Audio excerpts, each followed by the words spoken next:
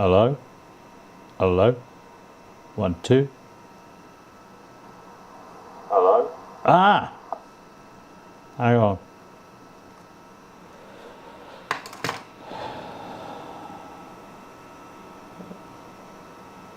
Are we live? Hang on. We're live! Oh my god, I fixed it! I'm a genius! Oh! Why did that happen? What have I cut my hand on? Good evening, ladies and gentlemen, and well, actually it's good morning. As you can probably see, it's 4:10. As you lucky people. What's time? 9:07 in the UK. Hang on, I've got to put my glasses on, I can't see a bloody thing today. Good evening, peasant in Thailand. Oh my god, somebody in Thailand. Let me look TV, alright mate? Michael Morland, good evening sir. Scott Larson, good evening sir. The Small Engine Shed. Have I seen your channel before? I don't know. You have 2 tabs in your audio. Oh shit, sorry mate. I have actually. Which one's my mic? Sorry about that. Hang on. One's been Mike. There you go. Only one there. Right. I've got to turn my aircon off. You know the thing you don't have in the UK? Aircon. Because I've got aircon. Audio good now. That's better. Fixed. Andy C. Good evening, sir. Janky. Good evening. Chris. All right, mate. I already said hello to you once. RM. How you doing? I'm all right, mate. Philip XXX. Oh, nice name. Small Engine Shed. Yeah, I'm all right, mate. I decided. I've got a mozzie in here. Hang on, you little bastard. That's the one that bit me last night. Hang on. Die, motherfucker. Die. I do apologise if there's any swearing in this video. And if you're of a faint heart or you don't like swearing, then you better fuck off now. Oh dear.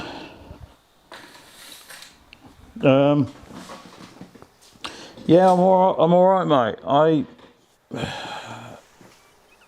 don't know what time it was I went to bed last night, but I didn't sleep very well, and I had a thought on my mind, and I thought I've got to do something. I can't sleep tonight, and I needed inspirational thoughts. So I thought, sod it, I'm going to do a live stream. So here I am. Hang on. Bloody hell, I can't keep up with these comments.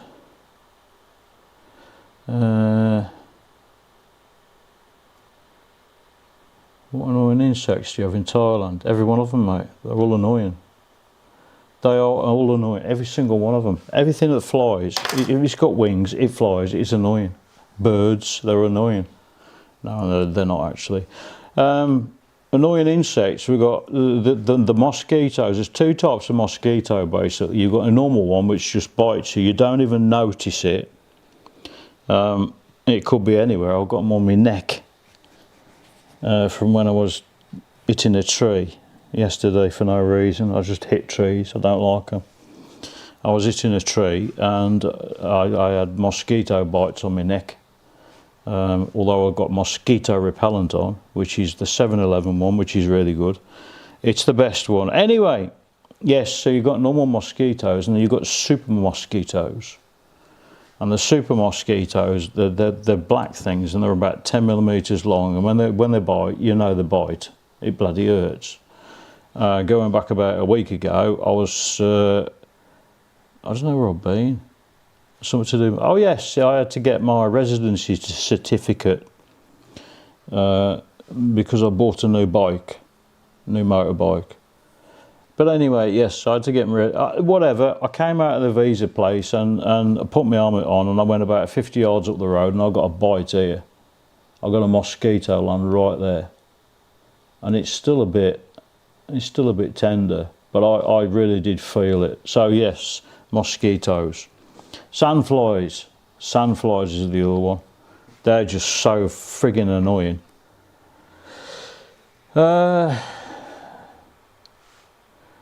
Tip them with a towel. Yes, generally I do, but I haven't got a towel here. Tip them. give them a couple of bar and tell them to fuck off. Sorry. Now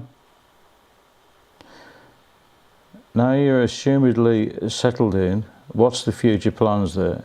Going to start building electronic stuff out there, or is that done and dusted? The electronic stuff, no it isn't, mate. It's not done and dusted, and I have been doing a bit, like with LED lights and stuff, but there's no, because I haven't got the bench. Hang on, I've got a coffee here. I've just made a coffee. That's man's coffee. Oh, so nice. No, I'm not done and dusted, far from it. I have got something coming up. Can I reveal it? Yes, sod it. Version 4 e-bike. But it's based on a motorbike, basically.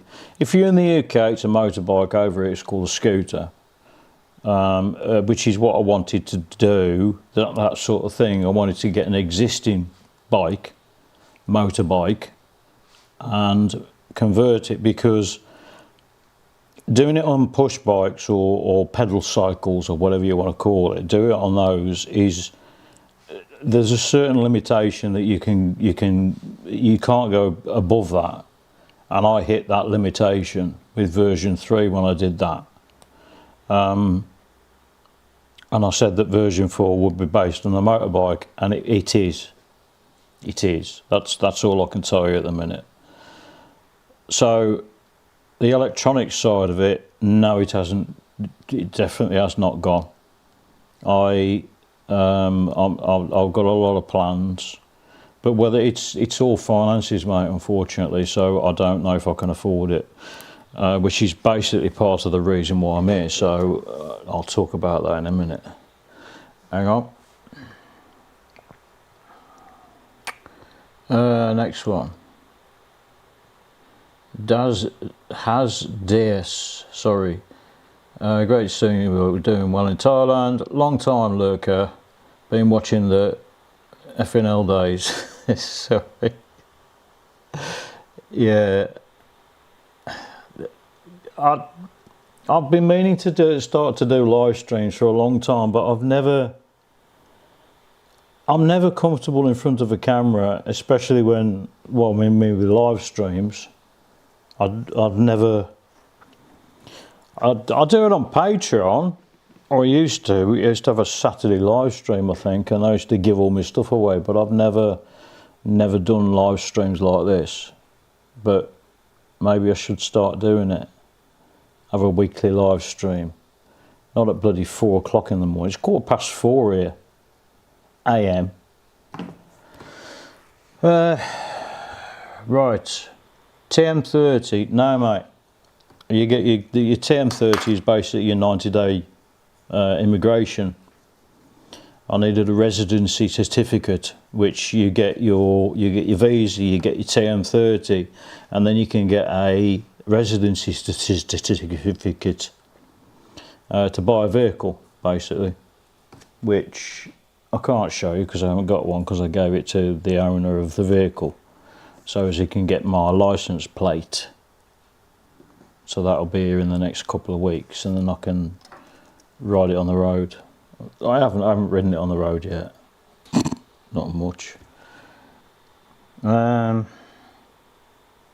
What bike you bought? Do I still have the ADV? Yes, I've still got the ADV. That's not going anywhere. And no, I can't reveal what I bought. That's the end of that one. I do apologise. It'll spoil the fun. It's not a. How do I explain this without giving too much away? I'm not explaining it. It's coming. Rice and peas, alright mate. Yeah, I am doing well. WeGaz 22, alright mate. Janky, you're looking well. Really? Really? I think I only had 2 hours sleep last night and I'm up. I'm looking well. I'm looking bloody old. I'm feeling bloody old, I know that. You made a lucky escape, don't ever come back. Don't ever look back. Yes,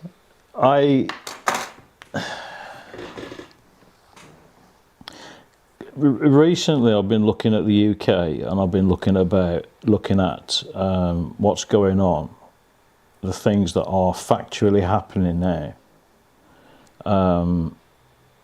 Now, going back 12 months ago, you know, the haters, the people were saying, oh, you're mad, you're insane, you're conspiracy theorist and all this stuff. And I didn't really bother about it, but I've been looking at what's going on in the UK now, and the things that I said 12 months ago have all come true.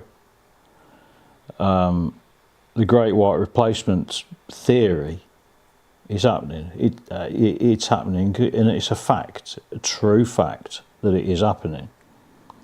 I also said that the only way that the UK could survive is rejoining the EU, and it's happening.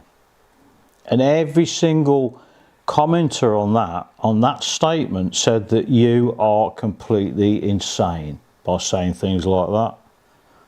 It's happening. I said a lot of other things as well, which I have got the video. I think there was a lot of things that I couldn't publicise purely because it was a bit, but I think I'm going to publicise it, sod it. There were things that I said 12 months ago that also they are happening now. And everyone, if I'd have published it, I think I'd have been blown out the water at the time, and I don't want the hassle. What battery we got left on this? That's alright. That's alright. We're right for a few hours, I suppose. Anyway, yes, made a lucky escape. Any flying over there? Absolutely, mate. I'm going to release a video soon. It's not going to be a very good video. Oh, it's not going to get many views like the rest of my videos, but to cut a long story short, my Mavic Mini, that's all I've got is basically DJI stuff. My Mavic Mini landed in the swimming pool and then it died, so I had to get a Mavic Air, which was, I think it was only about 20 or 30 quid more expensive than the Mavic Mini at the time. So I bought that, got my RC2 controller, paired it to it, and then anyway, so I've got a Mavic Mini and I've got the Air 3. But I stripped the Mini down. Took me 2 days, I think it was, to dry absolutely everything out, get it all apart, get it all back together, mint condition, blah blah blah. It still didn't work, so I left it. It's probably about 3 or 4 months, and then I thought, oh, I'll try it again. Plug the battery in, worked first time. They've got no problems. The cameras are perfect. Everything's perfect. So yes, I've got the Mini and the Air 3 as well, but that's the only flying I can do. With regards to plane flying, I would love, and I have got one regret, but I don't really regret it in a way. It's a sense, in a sense, because it's things like I sold all my RC stuff, but that funded me getting over here and kept me going for 12 months. So and all my tools and everything else, that the things that I needed, and especially my radio controlled stuff. I do regret selling it. And I could have brought some of it over here, and I could have, oh dear, I would have had less money, but I wish I'd have brought things like my, and I can't remember what it's called now, the little one, the Ranger, was it a Ranger T1 or whatever it was, that I built with digital video stuff and everything else, and I was going to come over here with it. That was the plan. And even, I think going back about 6 months ago, I was pricing up to actually get the whole kit done again, and it's going to cost me around about, it was about 1,200 quid I think it was in total, and I ain't got that money anymore. I've got a very small amount, and I mean a very small amount on YouTube. I've got a very small amount of income on that. I've got my Patreon thing. Excuse me. I have got Patreon, which gives me a bit more income, but you know, I'm living on virtually bloody nothing now. And yeah, I am worried about finances, but there's no way can I afford to get radio controlled stuff. But anyway, yes, I digress massively. Bloody hell.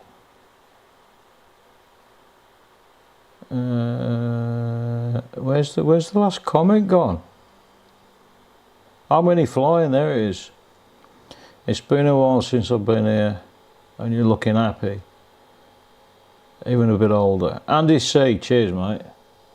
I'm not, do I look older? It's the lighting. It does, it's the reflection of my hair.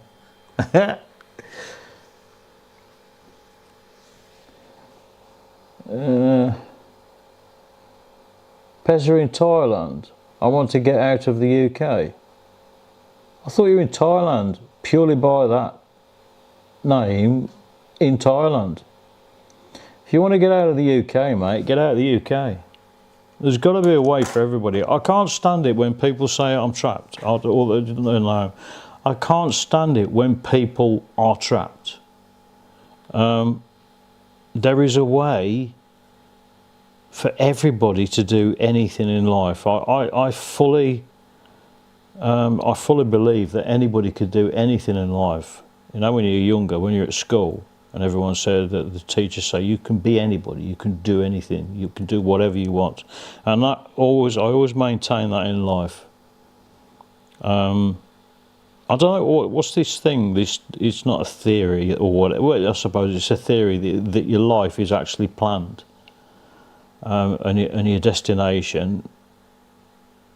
Everything's all set out for you, and you just have to follow it, which makes things a lot easier for me. That's one of the things that made it easier for me to come out of the UK, was this is just my destiny. It's what was planned for me, and I just had to follow it.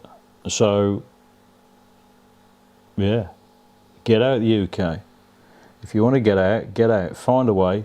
Find something. There is always a way for everybody. I can give you advice if you want to get out of here, mate. Get yourself down to her inn. I'll buy you a drink. Currently in a cast with a snapped quad tendon. Ooh, I bet that stung a bit, didn't it? Didn't hurt me, if that's any consolation. Can I actually? These comments are going a bit fast. Yes, Huahin, or I don't know how you pronounce it, Horhin. It's like this place. It's pronounced Hoyai, Huayyi. I used to call it YI. I got stopped by a cop who says, "Where do you live?" I says, YI. But yes, I am planning to come down there, mate. Oh, I love this coffee. This is so strong. So strong, but I love it like this.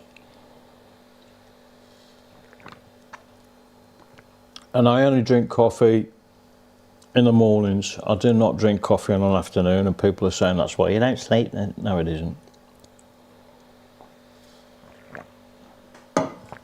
That is nice. I went out yesterday, I bought some WD-40. Didn't take my glasses. I said, there's WD-40. Is that backwards? Yeah. Going back about 6 months ago, I went out to buy some WD-40 and I come back with the same bloody thing. So I've got 2 of these.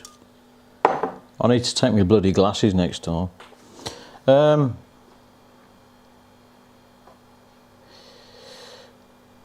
Hello Tony, Catalin, Aib.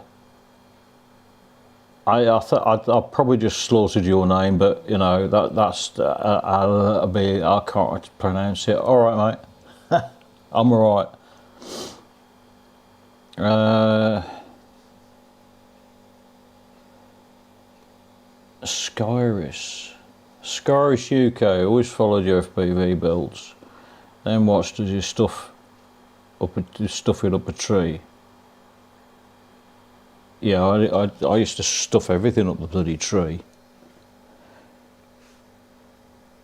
Yeah, no, radio control stuff over here is just basically the same price as the UK. The stuff that I had, which I settled with, it will cost me about £1,200, and I can't afford it at the minute, mate. Can you buy RC gear? Absolutely. Absolutely not a problem whatsoever. There are some like hobby shops and stuff like that, and places. I mean, I use Lazada for everything, and everything's on Lazada, and I can buy it all from China. You can go onto Alibaba, you go onto all the Chinese places, and I can get it here in 2 days now. Standard shipping is 2 days over here. It might get held up in customs for a couple of days sometimes, but generally it's about 2, maybe 3 days from China. Why do I keep using try? I presume that's Waze. I am trialing Waze, mate. Yeah, you corrected it. I am trialing it. The only thing I'm sort of missing at the minute with Waze is you can't import from Google, sort of thing. So I'm having to set up all my new things. I'm gonna have to turn the aircon back on in a minute. It's too friggin' hot in here. I'm not missing anything in Warsaw. Yeah, I am. The cold. Sometimes I miss the cold. It's rare, but sometimes when it's really hot in here, like yesterday, it was. I didn't miss it yesterday, but yesterday it was 38 degrees when I got back on the bike, and I was bloody panting, man. It was so bloody hot, and the humidity was in about what 75%, I think it was. 38 degrees, 75% humidity. It was crippling. And I got back here and I put the aircon on, and I had it set at 30 degrees, and I was cold. So, yes, that's the only thing I miss sometimes, but it's very rare. Get a dinghy and go to France. Alan, one day, and I might document it actually and put it on YouTube. One day I might go to France, throw my passport in the channel, and then get on a dinghy and just see if I can do it. Just say I don't speak English, and I'll just see if I can do it. And I bet you, unless I take a tub of boot polish or something with me, and don't start slagging me off. I know someone's going to slag me off for that. No, it's not. It's stereotypical, and it would be to prove a point. I'm not going down that road. No. Out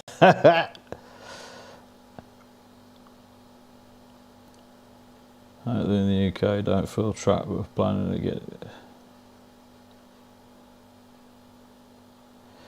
getting it right is not straightforward. No, it's not, mate. Honestly, it's not straightforward. Pezza, you're right. It's not straightforward, but you have to follow the path. You just have to. It's a massive leap of faith, basically. But it's the best leap of faith I've ever had. I've never looked back. And the only way is forward. You can never look back, because that's the history. It's just history. Then, when I say never look back, you can never think about, was it better? Actually, no, because I do. No, and it's always better over here. It's always better. Have I bettered my life? Absolutely, I have. Absolutely. Most of the RC stuff is Chinese. Yes, it is Chinese. It's easy to get stuff over here. Destiny is also called fate. Simple living. Yes, it is. It is fate that I'm over here, and it's my destiny. So yes, it's the same bloody thing. What's your preferred donation process without Google? Et al. Taking a cut. What's your preferred donation process without Google? I've got PayPal, mate. If I don't know if is that what we're asking. I'm not asking for money. I'm not going down that route. I'll be all right. Be all right. I'm fine. Everything's fine. I'm fine.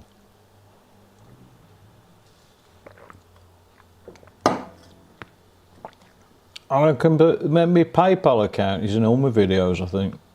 If that's what you're asking. Hard to leave to Thailand if under 50 and no cash. See, why do people? Why? I know it's hard, but why? I don't understand, and I never have understood this. You see, when I was in the UK, I was a person who just didn't do things. But why? I'm not saying that you're doing it, but this is something that people do. Is why do you put a hurdle? Why do you put well, I can't do it because of that. I can't do it because of that. People always put hurdles in their life. I'm not saying you are. I can't remember. Who was it who put that? Simple living, hard to leave to Thailand if under 50 and no cash. Well, basically, you get a job, and you can pre-book a job sort of thing, teaching English, and it's not that bad. You don't need to learn Thai. You don't need to speak Thai. They prefer people who don't speak Thai, so as you can teach Thai people English. And it's relatively easy to get a job, to get a visa doing that. So you can come over here. The relation in income, and I was looking at this the other day. I really was. People, how can I explain this now? You got in England, the cost of living is there, right? And your income is, well, it's a bit below. And actually no, the government have made it really shit, so you can't afford to live. They want you to die, basically. So your cost of living is here, and your income's here. Well, over in Thailand, you've got the cost of living is a lot lower, but the income obviously is a lot lower, but it's here. So you've got England there, and then your income there. So your outgoings there, income there, and in Thailand it's equal.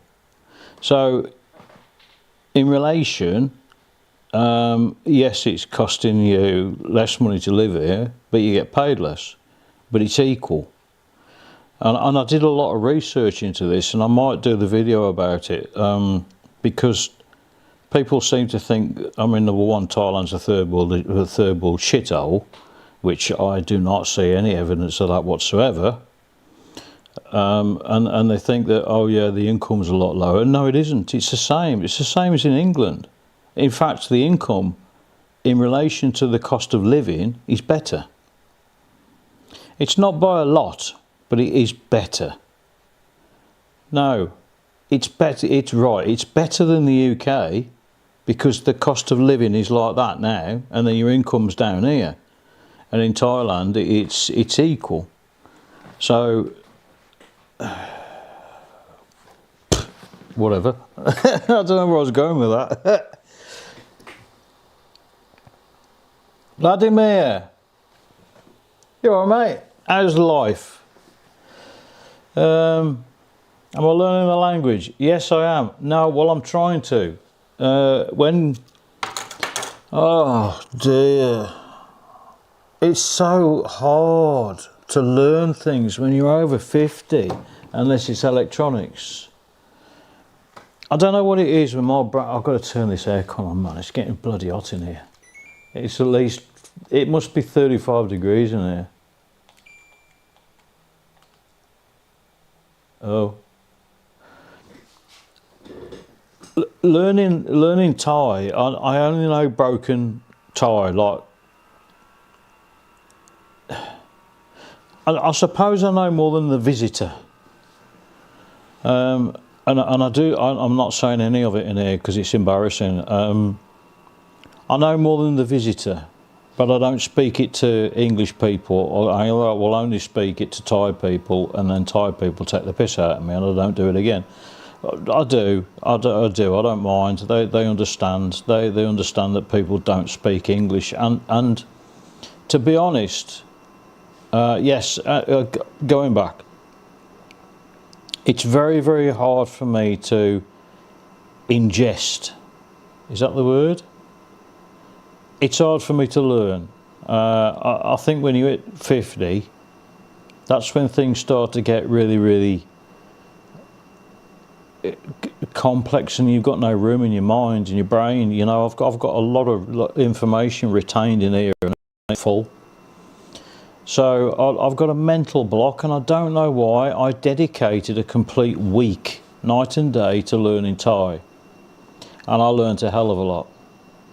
So day one, blah blah blah. Day two, I remembered everything that I'd learnt on day one because I recited it all. I had to go through it all again. Day three was the same. Day four, blah blah blah. Day five, I did everything, and I gave it 2 days rest, and I forgot everything. I forgot everything I learnt, and it was even down to the point where you say I go shopping.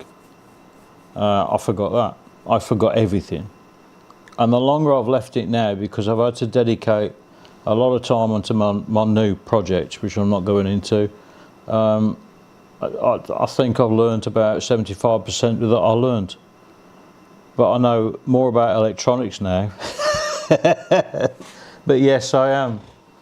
I am trying my hardest to learn the language, but it doesn't matter what country you're in, what country you go, if they do speak a different language, it's very, very hard.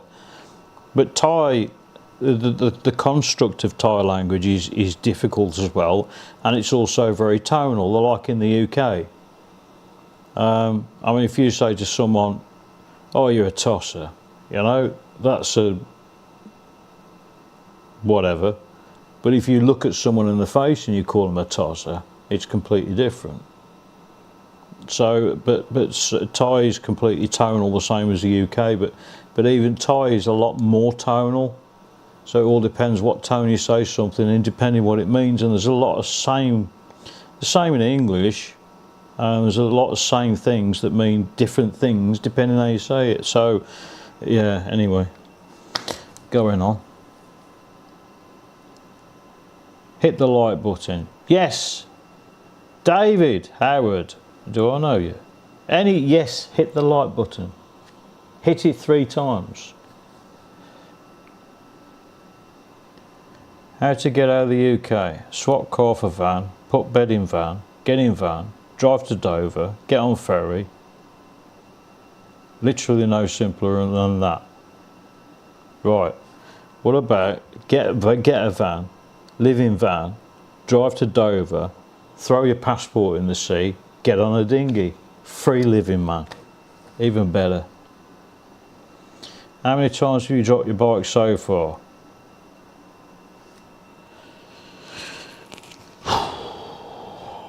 Six times, I think. I think two of those were before I lowered it, and that's why I lowered it, so as I could touch the bloody ground. And then the 3 times when I was out touring. No, actually I dropped the bike four times when I was touring, and it was up north. It was because my leg didn't work. I had major problems with it. I just couldn't. I think 2 of the 4 times I couldn't even get my foot off the foot plate thing, footrest. So, and you can't, when you're coming up to traffic lights and you're completely like stable, you don't know which way the bike's going to go. And even more so when you're out and about on roads up in bloody rural Thailand and you come up to some stop or something. It's always been when I'm stationary or virtually stationary. Like when I went down that gravel track, yes, I dropped it twice, actually no, 6 times. Yeah, it must be 6 times. When I went down that gravel, no, 7 times actually. I'll count them one day. But it's always been stationary. It's not, well, it always is when you drop the bike. But it's not when I've been going round a bend or anything else like that. It's when I've stopped. My low speed manoeuvring ability on that thing is just incredible. I can do less than 1 mile an hour quite stably. But it's just when I stop, when I go to put my foot down is the main problem. And if you have a look at the videos, it's always, well, mainly on the right. It's never really on the left because I can stop it, but I can't stop it on the right because my leg don't work. So, but yes, I reckon about 7 times now.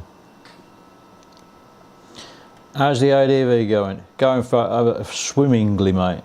Absolutely. That's Mark Green. Yes, it is going perfectly, mate. No problem at all. WD-40 does a whole line of stuff nowadays. Yeah, I know. Bloody gits. Take me bloody glasses next time. I've got to keep up with these comments. I'm going to have to skip, but not skip through them. But contact cleaner, good stuff. Yes, I mean it is good stuff. It's good stuff for getting other things off. But I didn't need it for that. I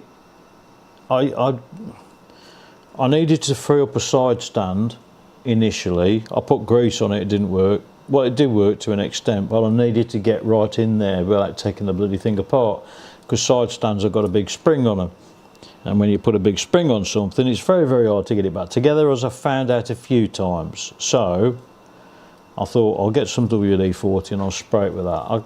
I've still got to do it. And also car polish. Everybody needs car polish, and this was, hang on,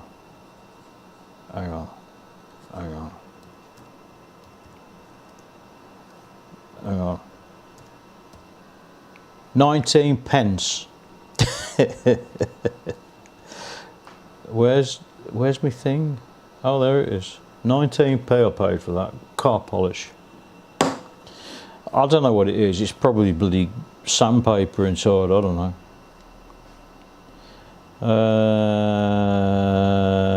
Contact cleaner, blah blah blah. Yes, yes, yes. Good stuff. Good stuff. Good stuff. Dale Russell, good evening from Birmingham. Sorry, I don't. Hang on. I don't envy anybody in the UK. I do not. I honestly do not envy anybody in the UK. Nobody.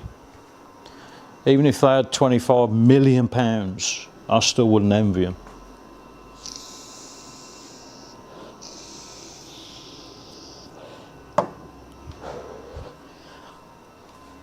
Sorry, I needed to vape, because I still vape, but I won't do it on camera.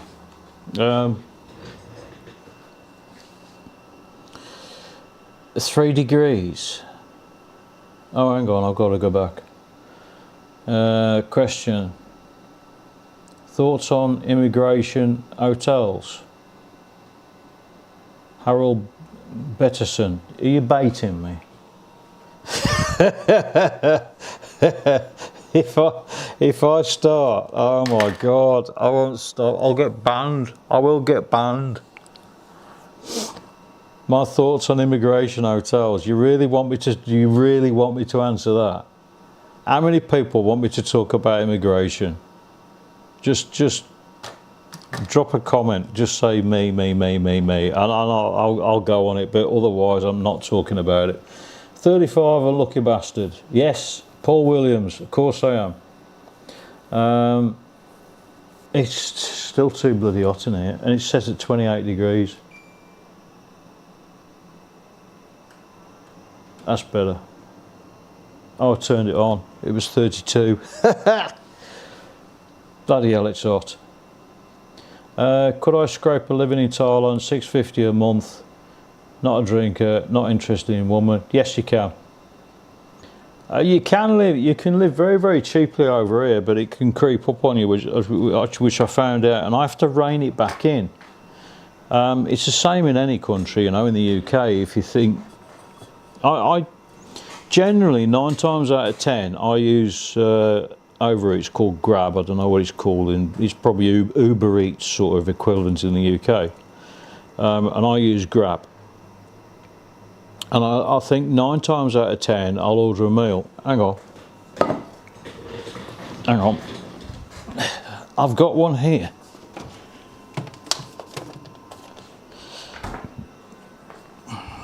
So that is full of goodness. Well, no, it's not full of goodness. It's got rice in it, which is carbs. But it's got meat and veg and everything else in there. It's good for you. But it's the rice, because the rice gives me fat. That cost me, hang on, £1.52. Get rid of that. There you go. Yeah, it cost me £1.52, but you know, you can get KFC over here, you can get Taco Bell, you can get McDonald's, you can get all this bloody this shit, and you can get all the British foods as well, the like Cumberland sausages, and there's people who do all that sort of stuff, and you can buy that. You can buy a full English for, I don't know, a couple of quid. But they're in a lot of it. So if you want a big one, you know, you pay £4, but you can't get that in the UK at that price. But in comparison to the income over here, it's bloody expensive. Which is what I'm not going back into that one, but yeah, it's expensive, but yes, you can. $650 a month, yes, you can. And you can rent. I was looking at houses to rent, right?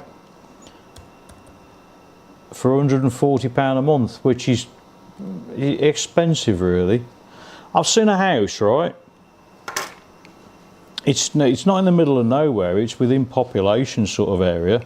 I saw a house once, and how long ago was it? About 6 or 7 months ago, and it was for rent, and it got aircon in it. There's no furniture. 9 times out of 10, if you rent a house, there's no furniture in it. But it was £75 a month. It got about a quarter of a mile driveway up into the middle of nowhere. It wasn't a bad area at all. It was a nice area to live, and it was £75 a month for a house. That was a 2-bedroom detached house in the middle of nowhere with a quarter of a mile driveway.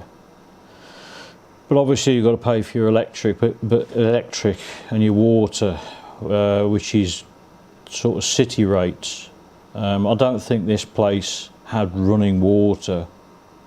It had, well, I mean, the majority of times they don't have running water. You have a water tank which gets filled up whenever it runs low. But they'll be there the same bloody day, you know. It's not a problem. But yes, 650. Yes, you could, and I will go into this. I will go into this. I don't. It annoys me when these people, they live in bloody Bangkok and they say you can't live on less than $1,300, $1,300. They said that's the absolute minimum you need. No, I don't live in Bangkok, number one. And if you're prepared to not live here, it's expensive here. But if you go to places like Sakom Nakhon up in north in Isan, or Chaipoom, anywhere around there, then you can get a lot cheaper. This is by the sea. I think it's about 6 kilometres from here, and I've got the sea. And beautiful golden sands and blah blah blah and everything else. So yes, it's expensive to live here. So I've been looking at places, other places to live. I fully admit it. But whether I will or not, I don't know. I just don't know. I feel that it's time to move on, but I can't. There's something that keeps me here. I don't like the curtains, but there's something keeps me here. But yes, you can live on £650 a month. People are going to slate me for it and say, right, prove it. Okay, I will. Not a problem. You've got surviving and living, obviously. You can live. You can survive on less. You can survive on less than £500 a month. Oh God, I'm going to get slated if people see this video. You can survive on less than £500 a month. A lot less than £500 a month. Believe me, you can. I reckon around about £400 a month. Medications. What have I improved since leaving? David, really? Hang on. And my leg's a bit sore today. Well, I was a bit bloody stupid yesterday. Right. I'll put the top back on, right? Let's see this. Pregabalin. 150 milligram. There's 56 tablets in there. Now, I take one a day. That's all I need. Is usually first thing in the morning. And a few hours later it'll kick in and it'll get me going. That cost me £6. So that's £6 for 56 days. When I was in the UK, they never used to give me these. Oh yeah, it sort of also says the UK proper name there, which is backwards for some reason. But anyway, I couldn't get them out of the doctor in the UK. Well, no, he didn't. Sorry, he never actually said that I could take them. When I came over here and I went to the chemist, pharmacy, and I said, hello, I'll take these. And he said, why are you taking them? And why are you taking 2 a day? They don't like people taking more than 1 tablet. So the gabapentin that I was taking, he said, stop taking them. That's an old drug. It's not specific. So he said, take those. So I've been taking those 1 a day. I've been fine. And the cost of it is what, less than half of a prescription cost in the UK, because that lasts me nearly 2 months. In fact, it's a lot less than half. But I've been fine. I've been fine. I've had bad days, you know, but I need to keep up with these. Right. Language is just a case of practice and immersion, mate. Some Thai, etc. I know it is, to me, it's I have to think Thai, I have to talk Thai, and I have to learn Thai. And if I start to like now, when you go back to speaking English, I don't know if it's just me, but I seem to lose the ability to do it. I still retain all the basics, you know. Well, I retain more than the basics, but it's like a sponge. Okay, this is how I understood learning a different language. It doesn't matter what language, whether it's programming language, it's language in life, it doesn't matter, it's all a language, right? If you get some water and you throw it at a sponge, half of it bounces off. But if you slowly pour the water onto a sponge, it soaks it up. And it's the same with learning a language, and your brain is basically a sponge. And that's what happens, is you can learn too much in too short amount of time, and it doesn't go in. I think out of the stuff that I retained in that week of intensive learning constantly, I've probably retained about 5% of it. And they're sort of essentials, like, where can I take a shit? Where's the toilet? Anyway.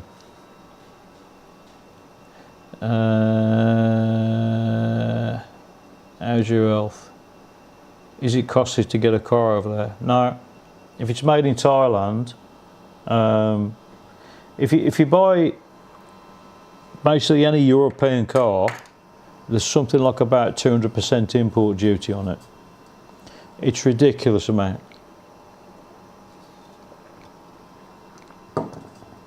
But if you buy a car that's manufactured over here, I don't know if there is import duty on it, but anyway, it's like the thing that I bought out there in my new project. I saw an equivalent one in the UK for 3,000. I didn't even pay half of that. So vehicles over here, as long as they're made over here, they're much cheaper, but it's in relation to income. You know, it's if you look at, I'm going back on this bloody same thing, but if you look at income in the UK, you've got income in the UK. If you say the average, I don't know what it is. If you say the average is realistically around about 25,000, but your outgoings are something like about, no, actually that's your income, that's your outgoings, so you've got whatever, it doesn't matter which way I put it. So your incomes are basically, oh God, you've got your expendable money plus your income, which is generally, it's a lot higher in the UK, isn't it? Well, over here the income is half, and your expendable income is half, and your outgoings are half, that sort of thing. Now, I worked it out that the UK, your income and your expendable income and your outgoings is lower than Thailand. In relation, yes, if you look at it, the income over here is a lot lower. It's, you know, if you sort of say the income in the UK is 30,000 average, it's probably 15,000 over here. But the cost of living is something like about 7 times lower than it is in the UK. So your outgoings are a hell of a lot lower, so you've got more money.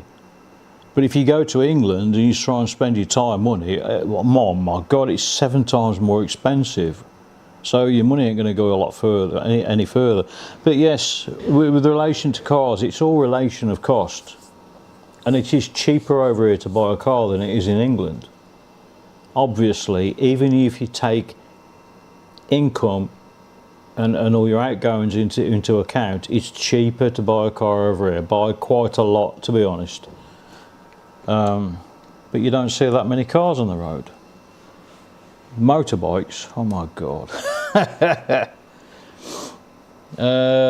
So yeah, that's answered yours more. Andy C, my health, yes, it's improving. No, improved or managing. I'm managing to improve, let's put it that way. Generally, yes, it is getting better. So when I went touring, I had to lift the bike. I mean, that bike's 180 something kilo plus all the stuff that I had on, which was probably about another 30 kilos. So, you know, you're talking over 200 kilo, that bike. And when it's on its side, you try and lift that with a bad back or just one leg. But when I went over and I was in the middle of the jungle, basically, that's when I really started to panic and my superhuman strength kicked in.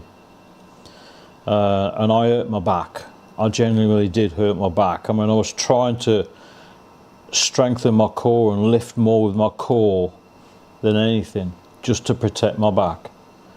But yeah, it did hurt, and that's one of the reasons why I had to come home.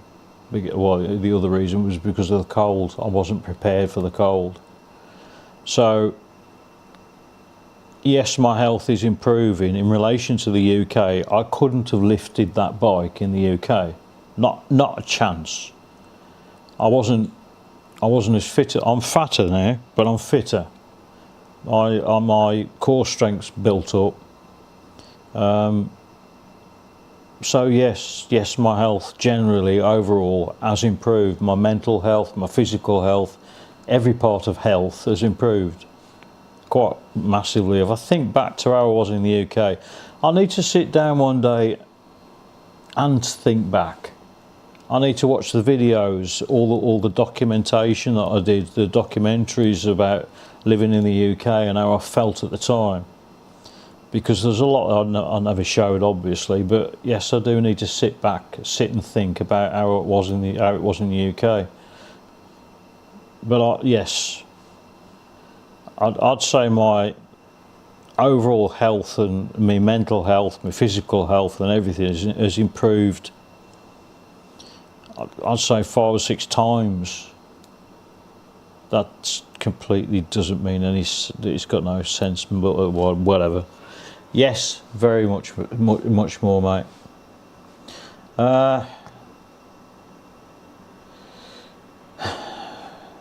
We Gaz 22. Depends on direct accent. Yes, I've travelled up north and then couldn't understand a word. Yeah. I mean, Thailand is probably the same. Think of the bird. Yes, they have got accents, and we've got there's slang as well. There's abbreviations as well. It's like in English, we don't speak proper English. We never pronounce a lot of things. It's like, you know, battery, that sort of thing. And it's the same in Thai. It really is. And it's the same with accents, you know, North England, South England. You can't understand what Scottish people, proper Glaswegians, you can't understand what they're saying. So yes, it's the same in Thailand, and also the abbreviations that they use. So it's like crap in Thai basically means it puts a sentence into a politeness. So at the end of it, you say crap, and it's C-R-A-P, sorry, K-R-A-P, but it's more of a D.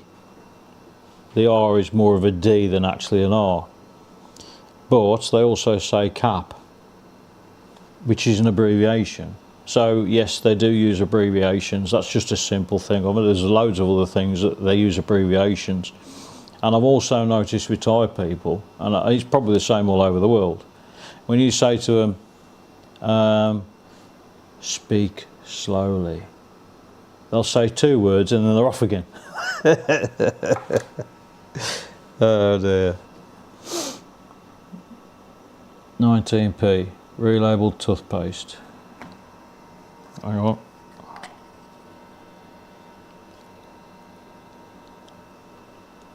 It ain't toothpaste, mate. That's answered that one. These 2 chemicals could make quite a suntan mix. Oh yes. Yes, and also a bit of oil. You've got loads of oil. And some petrol.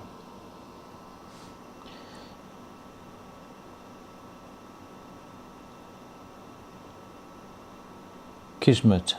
Is that the word? Patrick Batham? Kismet. When your life is planned out for you. Your life's planned out. I'm not going to, well, no, I might do one day. I might go, no, because that's a very controversial sort of a subject. Ridge Rider, good evening, sir. I'm trying to catch up with all these comments. Small engine shed ACF 50 is good for motorbikes. ACF 50. Hang on. Anti-corrosion lubricant. I have actually got some anti-corrosion stuff. Where is it? Hang on. Where? Oh, there it is. No, it isn't. Is it? No, it's. Oh, GN80. I got some of this, you see. But this takes paint off. I don't. It will take paint off. So I don't really like it. I've not used that very much. Professional for de-rusting, protecting and lubricant. I mean, it smells like.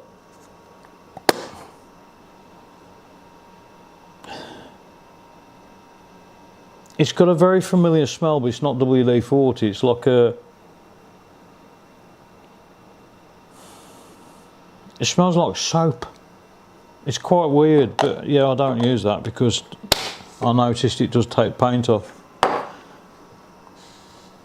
So yes, ACF 50. Do I need to get some of that? No, it's bloody expensive over here. Anti-corrosion lubricant compound. No, or 169. No, I've got rust away. No, because it'll take paint off again.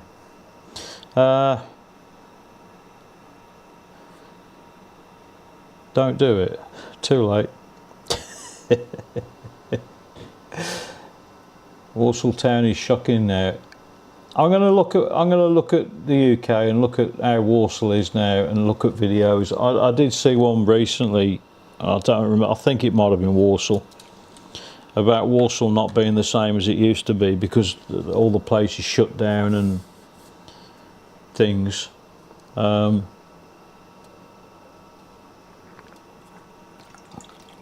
But I didn't really go to Walsall. I didn't really like going to Cannock, and I live, well, it's about 2 miles from Cannock. But I never used to like going there. It's not an anti-social thing because you don't go there to socialise or anything. But I never used to go there because I didn't like the place because of what it became. It was, and I don't. I'll go into it in a Walsall shithole. How far from the centre of town are you? What, the city? I'm probably, I'd say about 10 kilometres or whatever from here is the centre of the city. So, as I said in the video, I can't believe the video that I did of this place had like 11,000 views. I wish every video got that, mate. But yeah, it's far enough. It's far enough away to be out of temptation. Although no, I wish it was further. To be honest, I wish I was further away from temptation because the city is. It's like a social magnet. It drags you in, and if you go out and you go near the city, then the next thing you know, you're in the bloody city. So I mean, I don't go out. I don't anymore. I mean, I did the holiday thing when I came here, but no, I don't go out anymore. Well. So I don't go out. I rarely go out. I went out about 3 or 4 nights ago, and I had what 3 bottles of beer, and I came back. So no, I don't go out, and that's the first time in what 2 months I think it is. The last time I went out was when Dave got here. So no, I don't go out. I don't. No, I don't. Been there, done that. Thank you very much. Next one. Pattaya. It's pronounced Pattaya. Everyone calls it Pattaya. Pattaya. It's Pattaya. I'm going to stop answering people when they say, what about, and they call it something stupid. And I say, no, if you want to answer, pronounce the bloody place properly. Pronounce it as a Thai person. Although they understand. They all understand, and they will answer. Is it cheaper than what? I'm talking about there, because I'm living within city radius sort of thing. So, no, it's not cheap at all. It's cheaper the further north you get. Have you thought on China? No. Channel comparing what will we get for 2-bedroom flat here in the UK with China. It's totally luxury 45-bedroom penthouse with all the latest tech. Oh God, yeah. I mean, okay. If you wanted to rent a 2-bedroom flat, if you're talking about the city, you want to rent a 2-bedroom flat in the city, in London, that's going to cost you 7,000-8,000 a month. But you could not rent anything for that amount in relation to the lower income and everything else. You could not rent anything for that money over here. I don't think it's even possible. And if you talk about a city like round here, yeah, they've got skyscrapers with penthouse flats and everything else. It's probably not even a quarter of that. Not even a quarter. So, if you're talking about China, no, I've never thought about going to China. I've never thought about going anywhere. I never travelled. When I was younger, I didn't go anywhere. I went to Benidorm, you know, going back in the last 20 years. I think I went to Benidorm. I drove to Spain twice to visit my mum. And then I went to Benidorm on holiday with my ex-wife, the big, not very nice person. And that's it. And then I flew to Spain because my stepdad died, so I had to be with my mum because my mum lived in Spain at the time. But I've never travelled. I've never travelled the world. I've never been a traveller. But I looked at retiring over here and it was easy, and I thought, sod it, I'm going there. So no, I've not, honestly, never looked at anywhere apart from here, and I'm glad, because I can't make decisions like that. It's not backwards on your screen. Is that not backwards on your screen? Because I'm not thing here. It's all backwards. Oh no, of course it won't be, will it? Yes, I get it now. Anyway, next one.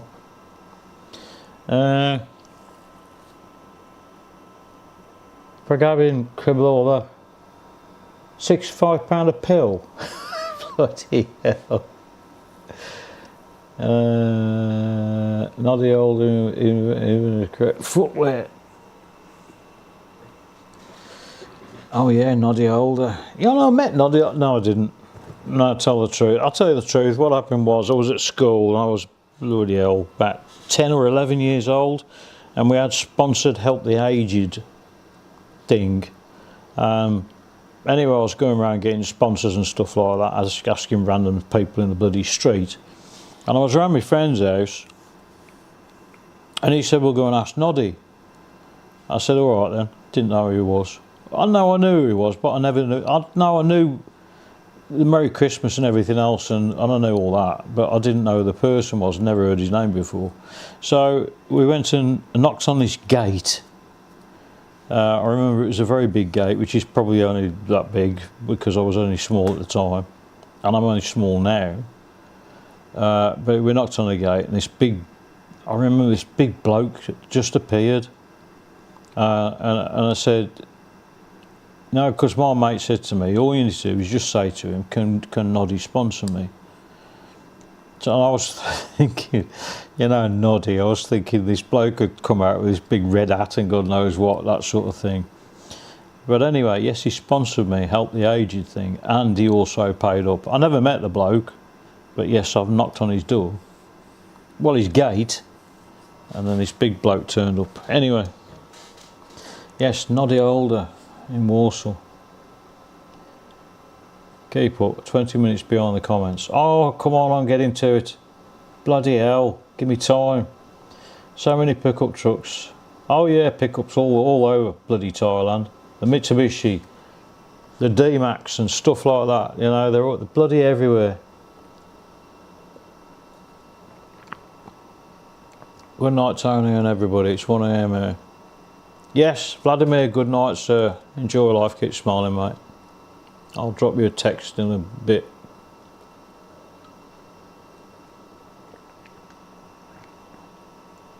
Any sign of Tony and a +1?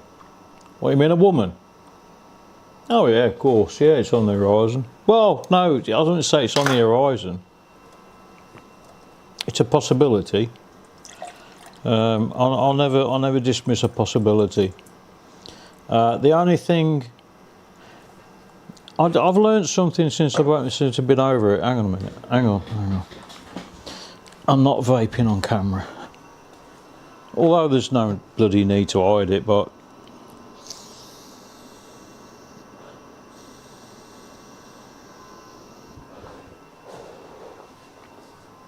I need my nicotine fix. Well, it's not even nicotine. It's just a psychological thing. One thing I've learnt over here, it's very hard. I understand Thai culture. I spent a lot of time going into it, understanding how they live over here, understanding the culture, understanding the lifestyle and everything else, and I embraced absolutely every part of it. And I love Thai people. They're so welcoming. Even when they don't want to welcome you, they'll welcome you. If you're in trouble, they'll help you out. They'll sort everything for you. You don't even just need to speak the language. They'll sort everything for you. You just point and grunt basically.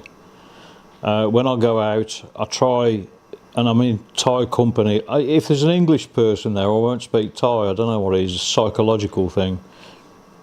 But when I'm speaking Thai or trying to speak Thai, if you try, they'll help you a lot better. It's the same as in any country. When I went to driving through France, I remember, if you try and speak French, they'll help you. But even more so in Thai, if you start with Thai, speaking Thai, then they'll sort the rest of it for you. But on the same respect, I've learned that Thai people don't like English people speaking Thai, because I don't know if it's a thing that they don't want people to know what they're talking about.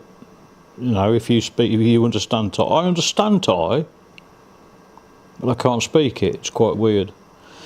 But anyway, yes, the other thing as well is the culture. I fully understand the culture and I embrace it. But when I start doing unknowingly, it's sort of a you do Western things, and I can't even think of an example. It's hard to explain why you do that sort of thing. It's like with it. Okay, well, if we say, you know, in the UK, you wipe your backside with toilet paper, simple thing like that. And then over here, they use a bum gun, which is so much more hygienic and so much better. I could never go back to the Western ways, that sort of thing.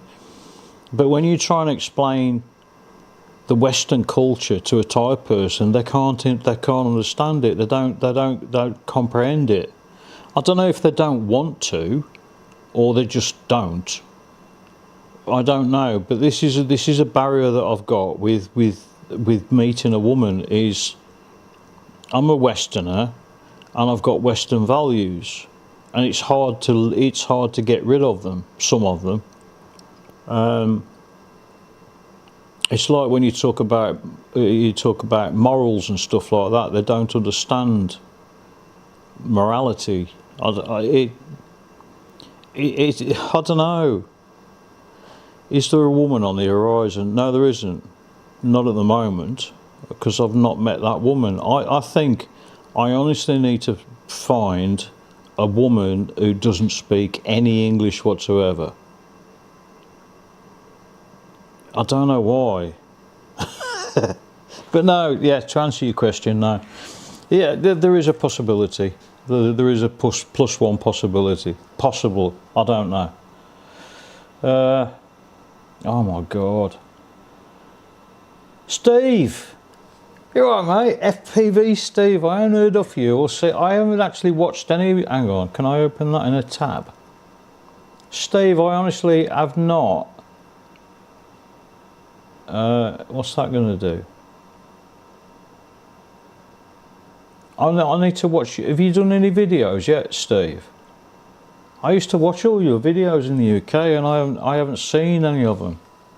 But yes, all right, mate. Andy, do you know what it was about your high view count video that made it popular?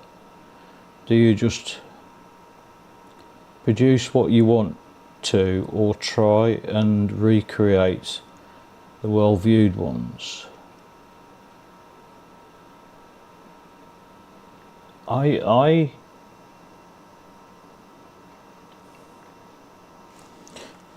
try and introduce people to, at the minute, things are going to change in the future, but I try to introduce people to Thailand, to tell people that there's something outside the UK. I watched a video recently about it, Katie Hopkins, and she was talking about you don't realise what life is really like until you step outside the UK. Now the UK, I'm digressing it. No, I try to make videos on what I think people want to see. But I also make random videos about stupid bloody stuff, to be honest. I don't try and recreate anything. My life's changed. Everything's changed. No, I don't even think about it, to be honest. I'll go out and I'll start ranting and raving about something. I think, oh, sorry, I'm going to put that on YouTube. But I don't go to places to please anyone else but me. This is my life. If people want to watch it, they'll watch it. If they don't want to watch it, I don't frigging care. I don't care if people watch it or not, to be honest. Yes, it's my income. It's not my only mate. It's my main. Well, it's not my main income. Well, it is, but it isn't. I'm not a. What's the word? I'm definitely not a false person, and I'm not a greedy person either. I don't make videos for the views. It was like the viral videos had 2.5 million views or whatever it was. 60 mile an hour through a speed camera. I can't do that over here because I've not seen a speed camera. They do have mobile speed cameras occasionally, but most of the time the bloke's asleep in the back of the van, and they speeding tickets over here are a rarity. And if you get a speeding ticket, you pay the ticket, and that's the end of it. You don't get points on your licence. I don't think, anyway. Nobody seems to know that one. Because I don't know. I know one person who's had a speeding ticket. One Thai person. They said, I've had a speeding ticket, and I said, you get points on your licence. Well, so I don't. No, I can't recreate that.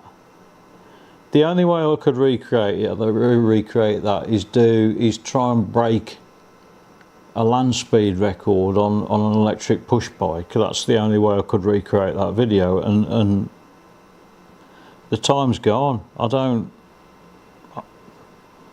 even think about it. That was an accident that I did that, to be honest. It was just accidental, and it went viral. Yes, I hope that's answered your question anyway. Right.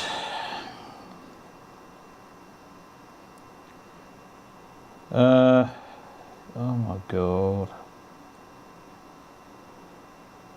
Monkey Magic.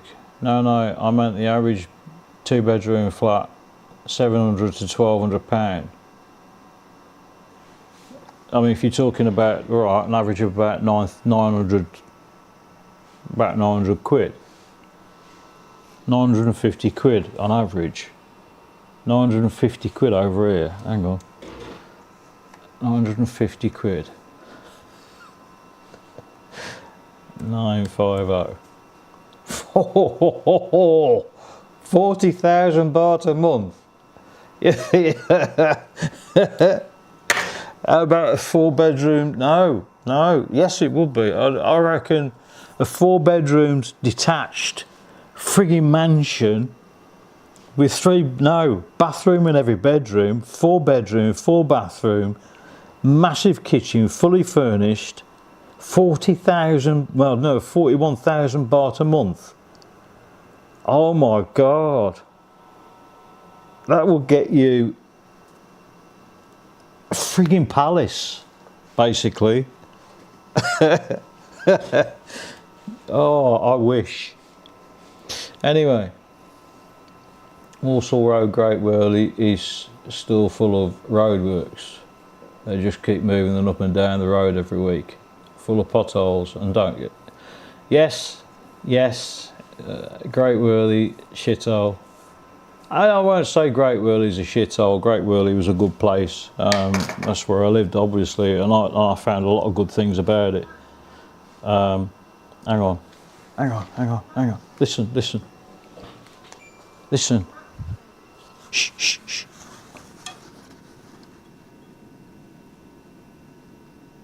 Oh, he's bloody stopped. Git. Hang on. What have I done? I've broken my aircon. Come on, have I pressed the wrong button? Oh shit. Right. Has anyone ever heard of Tokay Gecko? Why isn't this working? You're right. Right. Google Tokay Gecko. Tockay. Yeah, probably something like that. Tokay Gecko sound.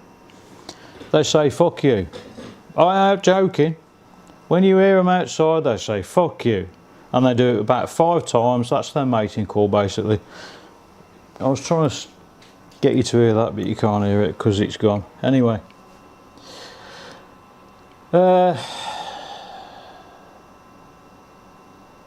Walsall Road, yeah, good day Tony. James, aren't you? You're an Aussie, ain't you? I remember the name. Dear is okay. Yeah, right. Okay. Put your likes, fellows. Yes, hit the like button, please. Ray Wood from Wizard was always the town. Ray Wood. Oh my God, yes. Yes, I remember him as well. Never met him, obviously. Cousin's wife went out with Ray Wood. Ray Wood. My ex, Chloe's mum, her sister went out with Ian Botham. David Gower, one of Ian Botham, one of the two, I don't know. Anyway, Martin and Morrison's had a good chat. Look at your videos. I hope you're an amazing time out there. Nokia Wakia. Yes, I'm having an amazing time. I grew up in Oswald Street. I think he lives close. Roy Wood. Does he live there now? There's a pub on the canal bank there where all the music. Yeah, Peter Gabriel. Yes. Oh, there's another classic bloke. He's still going, isn't he? He's still playing, singing his bloody songs. I need to find a woman who doesn't speak full stop. Steve, absolutely, mate. You need a woman. I think every bloke in this world needs a woman who doesn't speak at all, let alone the language.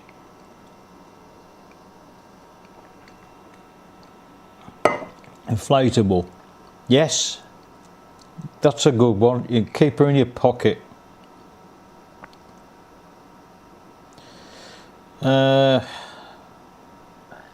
If you enjoy making the video, then someone will enjoy watching it. I've always said that. You know, with regards to video content, I don't make a video to please people. I don't make a video that necessarily is... I don't look at it, and I never have done. I've never looked at it as will everybody like this? If you like it, then like it. If you don't, I don't fucking care. I just don't. I want to make videos that people enjoy. That's why I spend a lot of time editing. It's like with this new project that I've got going. There must be 15 hours of video already that I've got to edit. I put all my videos on Patreon. I put all my videos on Patreon, and they are weeks ahead of YouTube, and there's a lot of content on there that's embarrassing, and there's also a lot of content on there that's very useful to people, but it's not so carefully edited. I have to take a lot of stuff out. If you got a video that's like 20 minutes long, and then at the beginning part and the end part or something, you've got something controversial, then you have to take that out. But if you take that out, then the rest of it's got no meaning, or bits and pieces have got no meaning. So it's harder to edit for general YouTube output than anything. The other stuff that I can put on Patreon, because I know those people aren't offended. And if they are, I couldn't give a shit. You know, leave. I don't care. I haven't got that many Patreon people. But I don't.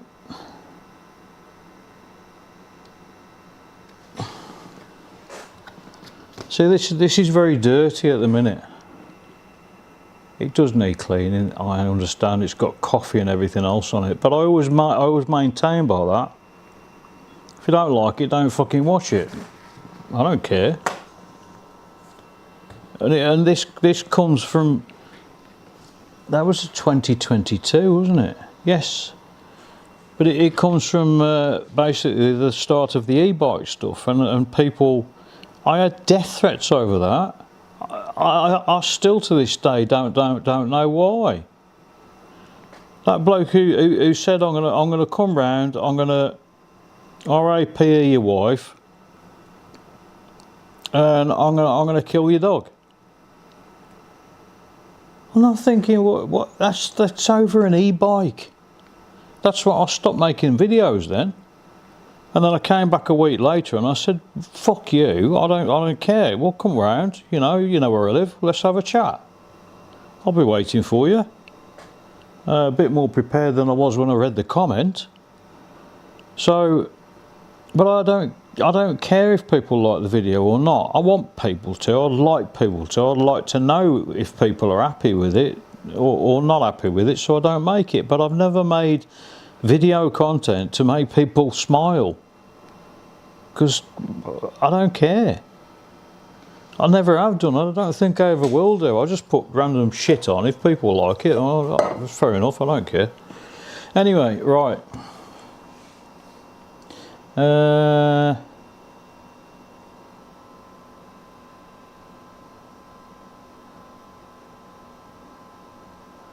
think you enjoy watching the video and someone watch it.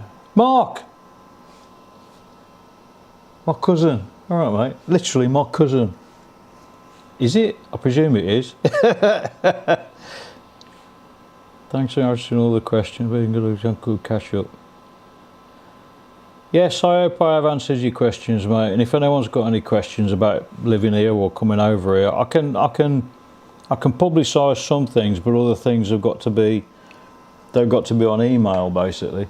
If you email, right, Thailand at staff, that's STAF, just one F, .uk. If you email Thailand at staff.uk, I'll set up an email address, and to my knowledge now there's 15 people who have come over here, and I've helped them all I possibly can, and I spend a lot of time helping people getting out of shithole UK to come over here, and they've not come here, they've come to somewhere, they've gone to somewhere else, the majority of them. I think there's 3 in this city. 3 of them are still in the city or near the city, but I haven't seen them. I mean, Kevin that I gave all the info to, and he came over here and he moved here, and he lives in a nice, beautiful condo or apartment, you know, in this city, in Jomtien, and he got that for quite cheap money. I can't remember what it was now, but I thought, well, that's quite cheap for what you get. And he wakes up every morning, his bed is sort of window height, so he can just look out the window, and he's quite high up as well, you know, sort of something like about 15, 16 floors up, and he can just look out to the sea and everything else. Beautiful apartment. But I don't see these people, because I know their life's sorted now. And all of the people who've come over here that I've helped, I've met. I met I think there's 2 people that I didn't meet because they went right up north, Chiang Mai. So, but there are some people who went up to Chiang Mai that started off down here that I met, but they've all gone up north, because it's more of the British summertime temperature and humidity up there. Down here it can get so bloody hot. Oh my God, it can get hot. And I'm not complaining about it, because, you know, if you don't like it, leave, basically. But I don't even know where the question was. I'm going to digress so big.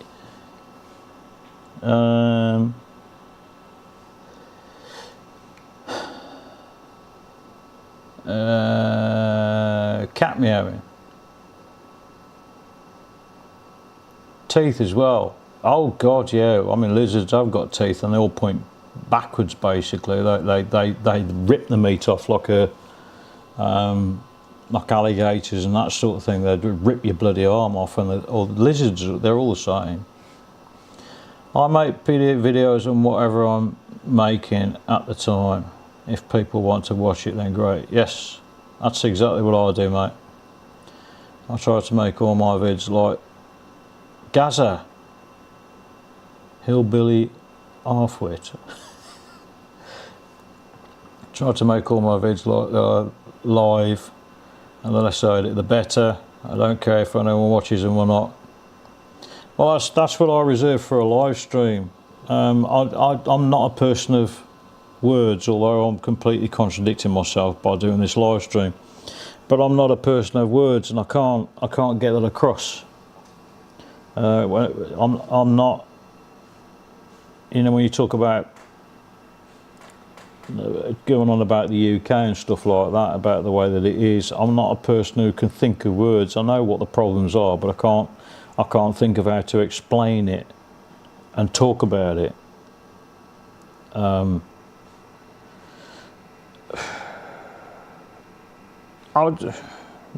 I'm not digressing. Yes, but I have to edit a lot. I really do. I love the e-bike stuff. I used to love you rambling, ranting on the way home from work. Oh my God, yes. I used to rant about everything on the way home from work. And I wish I could have told the truth. Mr. Beast Cog podcast with the British YouTuber the other day. He said he gets upwards of 5,000 messages telling him to hook himself. Oh yeah.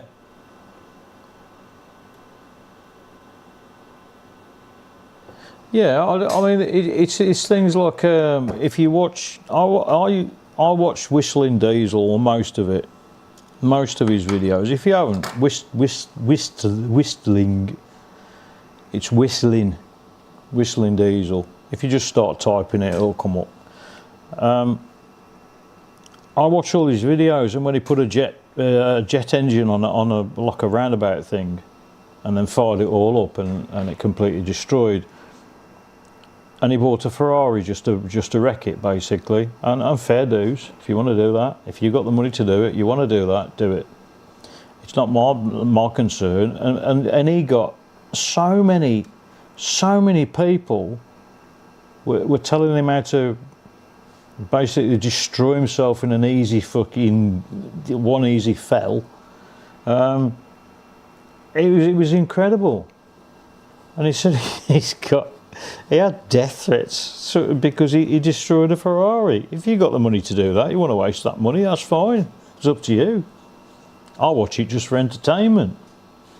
But he didn't have, hang on, the curtains are open.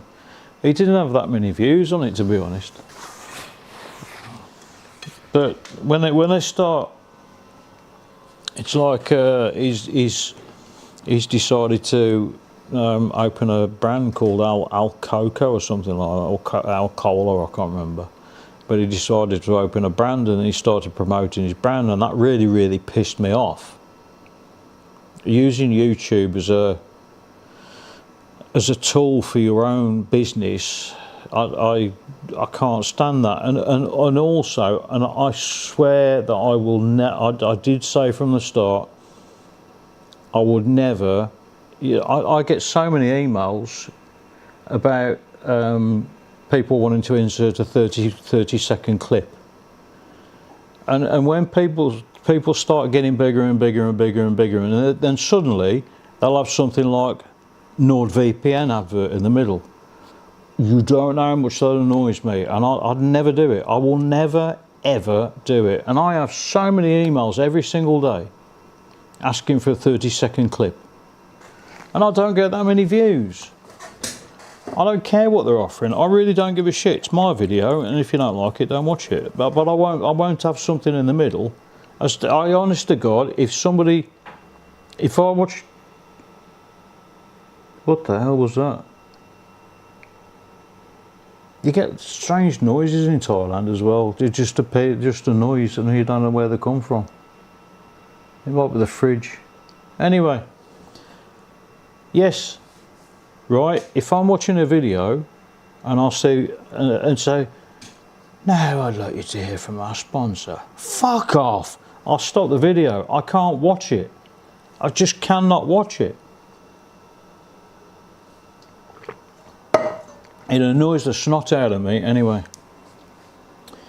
Oh, Mr. Beast, yes. I need to come out and have a beer with you. Mark! Oh shit. My cousin, right? I tell everybody this, that you have to be prepared for a completely life-changing experience. When you get over here, your life will change. I honest to God, it will change. You don't know how much. Everybody who's come over here has changed. I can't explain what sort of a feeling you get when you come over here. Once you've been here, I say even less than 24 hours, your whole outlook on life and everything will completely change. And when you go back to the UK,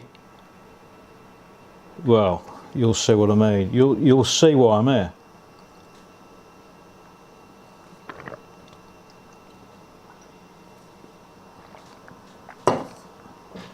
But yeah, come here, mate. I can get you a room. I'll get you a room cheap, no problem. Well, we'll get you a room. Jake! You right, buddy? How's life? There's any benefit to travelling with a friend? Back up. I I like the freedom of being alone. Back up. Well, you're on about, so if you're like touring and stuff like that. No, I like my own freedom. You go touring to enjoy the things that you see, the things that you do, the things that you want to do. I like if you go somewhere and you see something, oh, I'll go there. But if you're touring with somebody, you're on a mission, and your outlook, not your outlook, your preferences might not be to their taste. And I don't like doing that when I'm touring. I don't like doing that when I go out. It's like I went to Nong Nooch, I went on my own because it's something that I want to do, and it's my preference. And if you're with a woman, she'll go, oh, fluffy kittens or dolphins or something. Oh, we're going to see the dolphins. Well, I don't want to see the fucking dolphins, thank you very much. I've got dinosaurs here. Why would I go to see the dolphins or the fluffy kittens? You go and see them and I'll see you never. So, and it's the same thing if you go somewhere with somebody, then it's their preference, it's not your preference, and I don't like doing that. I have to do my things my way because I'm a selfish git. With singledom comes selfishness. It's all right if you're in a relationship or you've been in a relationship. You're not a selfish person. You like to give and get. To me, I don't even want to give. I don't even want to get. I just like me, my own freedom. I don't like me. Do I actually? That's a good. I mean, a question of, do you like yourself?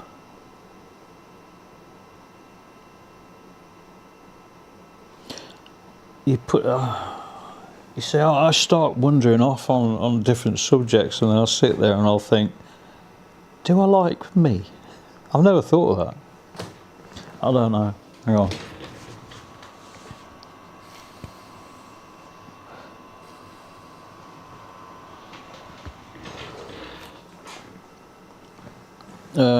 Alright, anyway, I digress again. Oh look, the UK is going to bed. The view count's dropped down.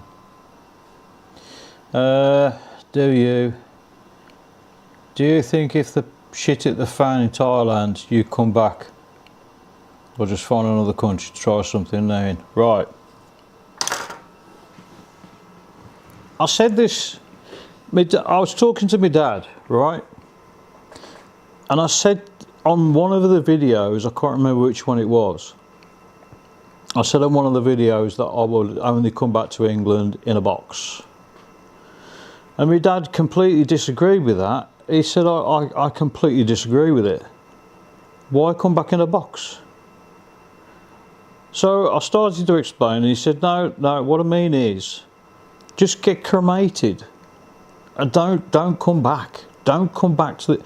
My dad, I'll go on that in a minute, but he just says, don't come back in a box, just get cremated, that's the end of it. So I've made provision that my daughter can get my death certificate, and that's the end of it. If I drop dead tomorrow, I don't care. I'm not bothered. As long as I don't know anything about it, I don't care. But I'm going to die here. That's the true fact of it, is I will die here. I'm going back to the UK because of my parents, and I want to see them, friends and family, that sort of thing, to visit. That'll make an interesting video. But I'm going to die in Thailand. I don't want to be anywhere else. And unless you've been here and lived the lifestyle that you can get over here for the same, well, much cheaper than the UK, you seem to live within your means. I won't live anywhere else. I will die here, and I will maintain that until I die. Yes, just a bit of a digression. When I was in the UK, I did a video about my dad being my idol, my hero, and my dad really is I've always wanted to be my dad, and from a very young age he taught me about electronics, you know, when things were like valves and stuff like that, and he tried to explain a valve to me, and I never understood it, and I never will. I know the basics of them, but I never really understand how the bloody hell they can work.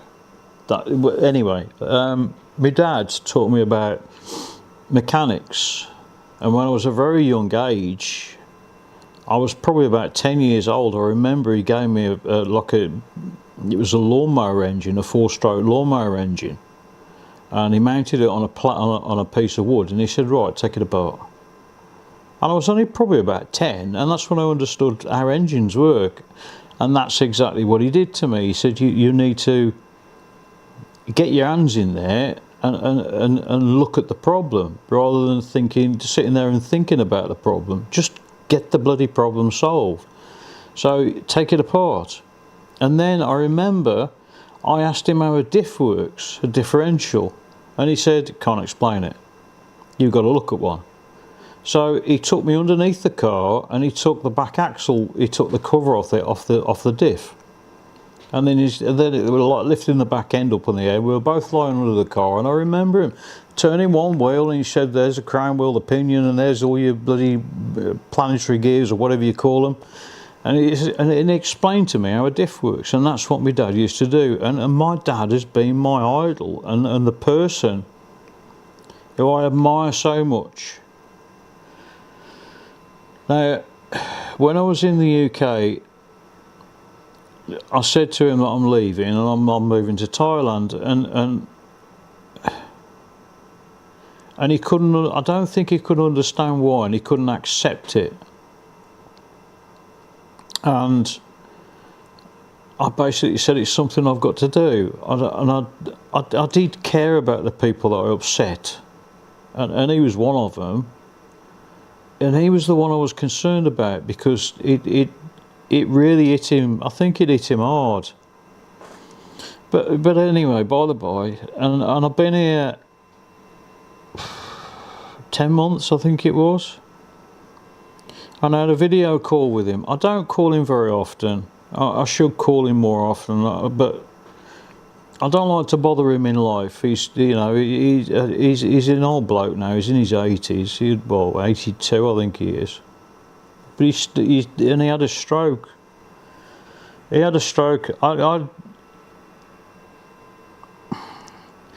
month after I got here, my dad had a stroke, and it was only a relatively minor stroke, and he has recovered from it. Well, he said about 80%, I think. And I'll tell you, the God's honest. Hang on.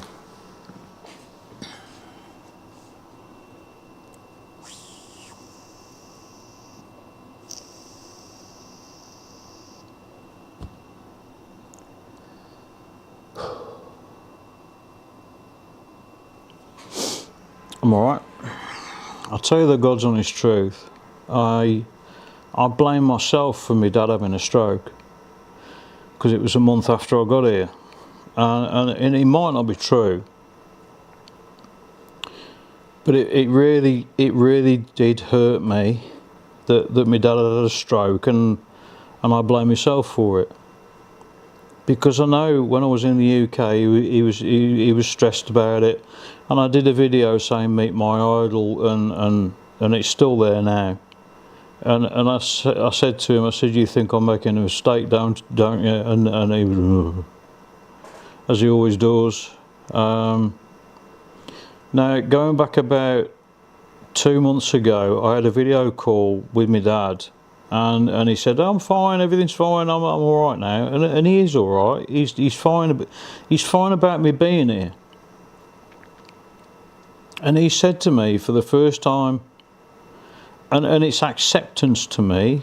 He said to me, he says, don't come back, don't ever come back. And it was even more sort of reasserting the last time I spoke to him, which was about 3 weeks ago. I had a random video call with him, and he says, don't ever come back, don't ever come back. And then he started telling me about the things that I want to say to the bloody world, and about the UK and the way that it's gone, and it was like a reassurance, and also I need to put this on a video. When I was in the UK and I was leaving the UK, and I said goodbye to him for the last time. I mean, me and my dad, it's only in recent years that we've had a hug, a man hug. It's always been a shake of the hand, and it's the first time I felt close to my dad. And the day that I was leaving, when I said to him, I don't ever remember saying it. I might have said it as a kid sort of thing, but I said to me, Dad, I love you, Dad. And he said, I think he said, you too, son. He didn't say it, but I know he meant it. And I had a conversation with him, and when I released the video, he said to me, he said, you've got to understand that love is something between a male and a female sort of thing. And he said, I could never say it. Because, you know, call him old-fashioned, and I appreciate it. I fully appreciate it. But I know it's there. The honest truth of it is, I always wanted to be my dad. And my dad has built, I mean, 2 speed boats, bloody canal boats. He's built the things that I couldn't even think about starting to build now. He got a Triumph Vitesse, and he took the thing apart. Every single nut and bolt came out of it, and he got awards for it. It was concourse condition, I think it was. But he got awards for it, and my dad's achieved so many things that I couldn't even start to imagine how to do them. And that's the person who I've always wanted to be, is my dad. But I've never, I don't know, I might have achieved it, but I don't see that I've achieved that, and that's something that, but I've always wanted to be him. And for him to say to me, don't ever come back to the UK, my dad's always been right. Whatever he says, he's right. Every single time he's right. And whatever he said will come true has come true. So for him to say, don't ever come back to the UK, is the most reassuring thing that any person on this earth could ever say to me. And by God, I will not go back to the UK. No way will I go back to the UK. So if the shit hits the fan, I'm not going back to the UK. I can't. Anyway, yes. Sorry, I've digressed a massive amount, but I hope that's answered your question. Is there an expat community there? There's expat communities everywhere, mate. Ian, I'm sorry, it's probably taken about an hour to answer your question, but yes, there's expat communities absolutely everywhere, mate. You will never find. And if you go into rural Thailand, completely different question. You know, you get Thai people. But if you go into the cities or the major towns areas, there's expat communities everywhere. So you'll never be alone.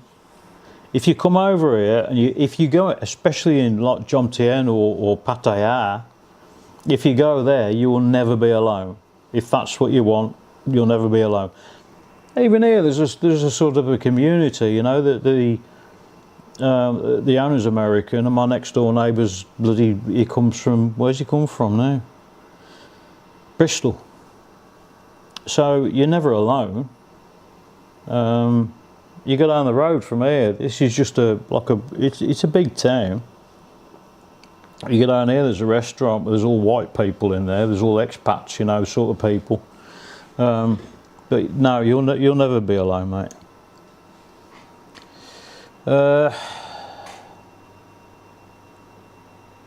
Chris, yes, sorry, cheers, mate. I know it's been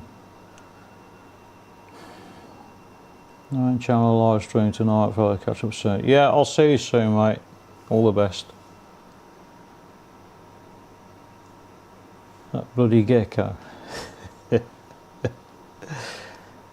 How can you live in Oval Office?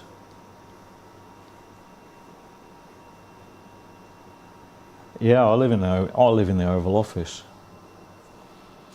I like it here. I don't like the decor, but you know, I don't like the curtains, but I like it here.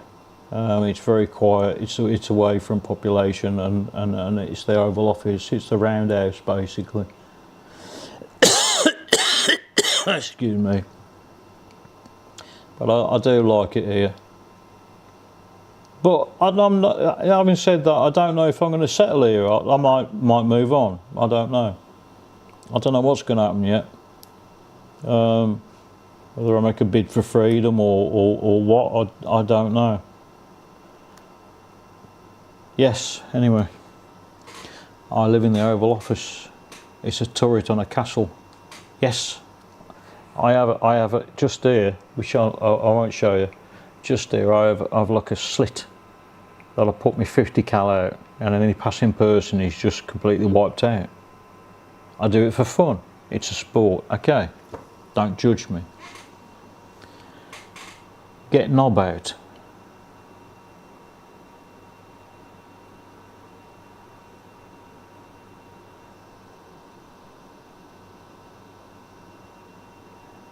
Get knob out. You and Law, get knob out. Okay, no. My uncle was cremated over there. He lived up north. Yeah. I won't come back.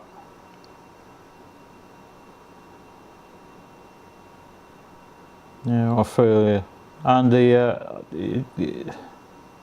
it's very hard being over here. John, are you coming back to the UK? No. I cannot emphasise the word no enough. I'll say it 1,000 million, 100 times.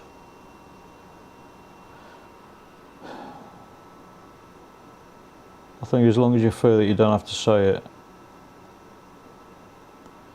it.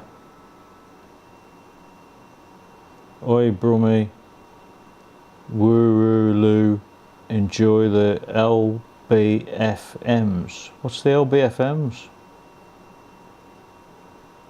David, what's an LBFM? Am I stupid or old? What's an LBFM? I'm gonna have to Google this. What's an LBFM? LBFM. Meaning. Little brown effing machine.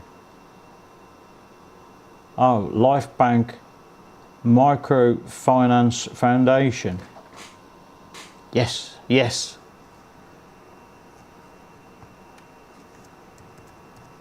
Hang on. LBFM. Look back, move forward. Is that what you're on about? Little brown fucking machines. Look back. Oh, LBFM. Look back.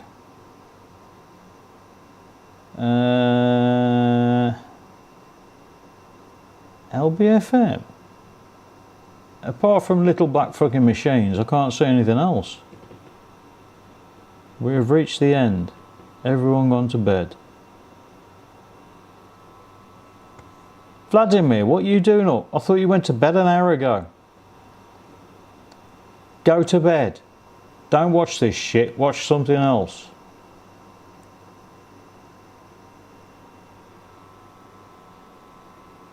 Katie Boy.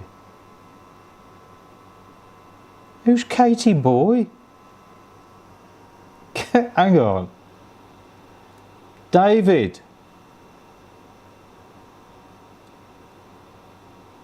I also tried to leave, I couldn't.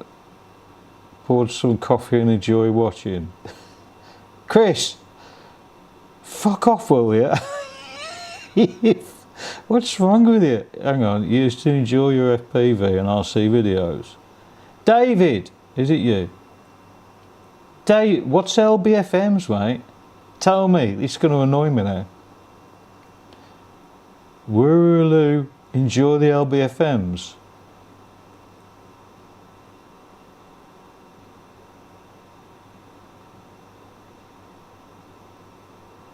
Much was before I go to bed.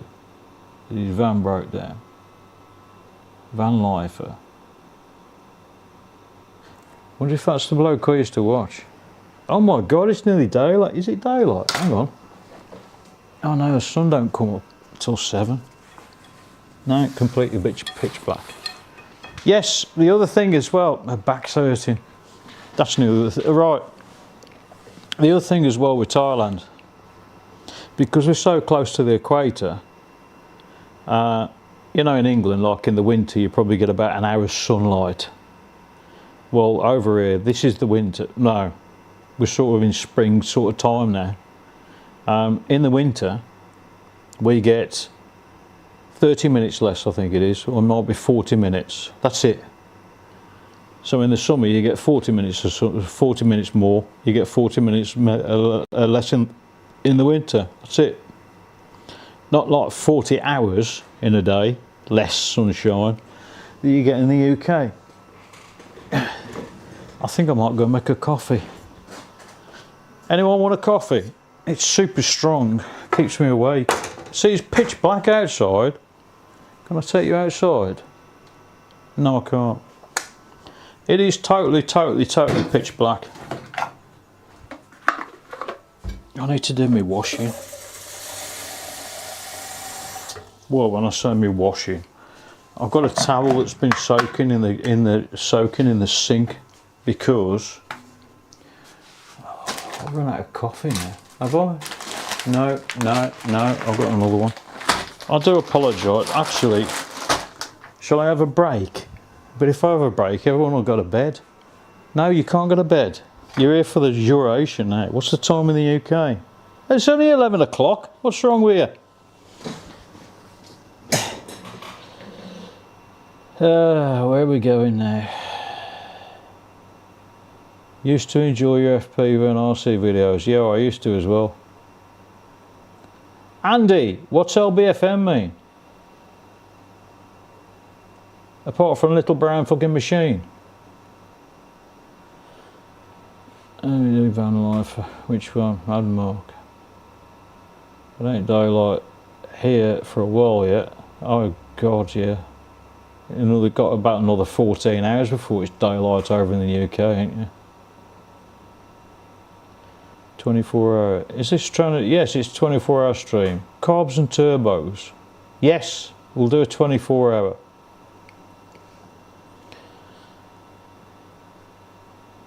They means the local chicks.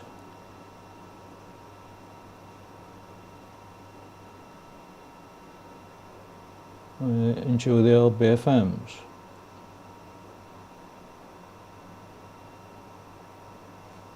LBFM. I'll have tea. Milk, 1 sugar, please. Yes, no problem, mate. I'll make coffee. I've got tea.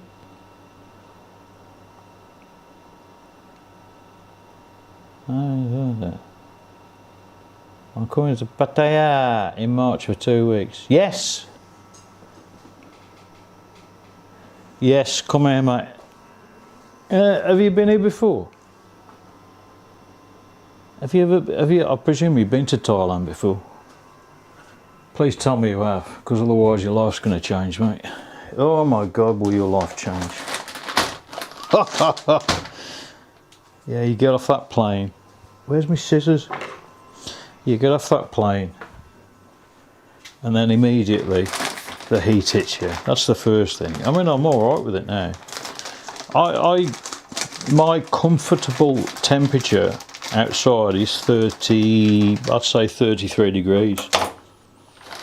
This is mainly, right, what we have to suffer. I'll show you. Well, I won't say suffer. If you want a coffee, these are in 7-Eleven. and they're quite cheap. You get about 40 of these for about £2.20, I think it is. 40 of these sachets. So you just empty one into a cup and you've got a cup of coffee. But I do extra coffee. Which is a luxury that I can, every time, I mean we've got something called Big C, and Big C basically sells everything. They do all the expat stuff as well, but they sell Nescafe, but you don't get it in a jar, not like you commoners. Hang on.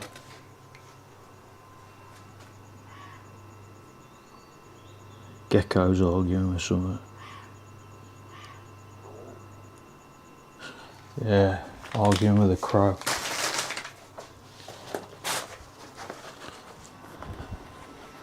See, but I have them. Yes, we have those, and that's not that expensive actually. I think they're probably 10% more expensive over here, but over here you don't get a jar of coffee generally. You get a bag. So I have that as well, which is just like normal coffee. I'm not tipping that too far because it'll go on the floor and then it's a waste. You know what I mean? So we have. It's rare you actually buy a jar because the jars are, number one, they're bloody expensive, and number two, you don't really get them. But you can actually buy the jar. Why am I talking about this? I've been up since 2 o'clock. Well, I woke up at about 1 o'clock, but I've been up since 2 o'clock. How long's this live stream been going now? About 10 minutes. Started at 4 AM. 2 hours. Shit. Was it? What time did I start? Scheduled for 4 AM. Yes, 2 hours. Right. Yeah, you've been here loads of times. No, I'm not in Bangkok, mate. I'm in Pattaya. Well, it's east of the city, about as the crow flies, about 6 kilometres to the city. I'm more in sort of Jomtien area. But I went to Bangkok once. I wouldn't do it again. No, I will go again.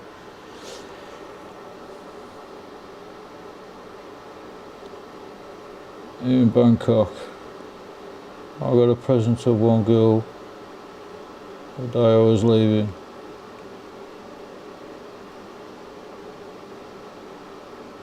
A gift. Oh. I want to come to Thailand at some point. Come to Thailand. If you know what, if you think back to how England used to be in the 80s, the 70s, the 80s, and the very early 90s, then you can picture Thailand, and that's the closest I can get. But as I've said, what the UK government do, basically, they take away a small amount. This is their psychological sort of battle that they're going. Well, it's not even a battle because they'll win. What the government do now?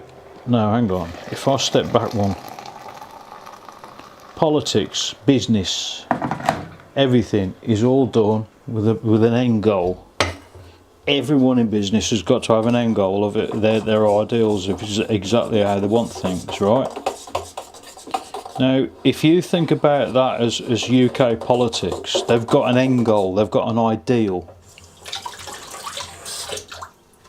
what they'll do is, and it's the same in any business, human nature dictates that nobody likes change. And when you're at work, I'm going to do a video about this.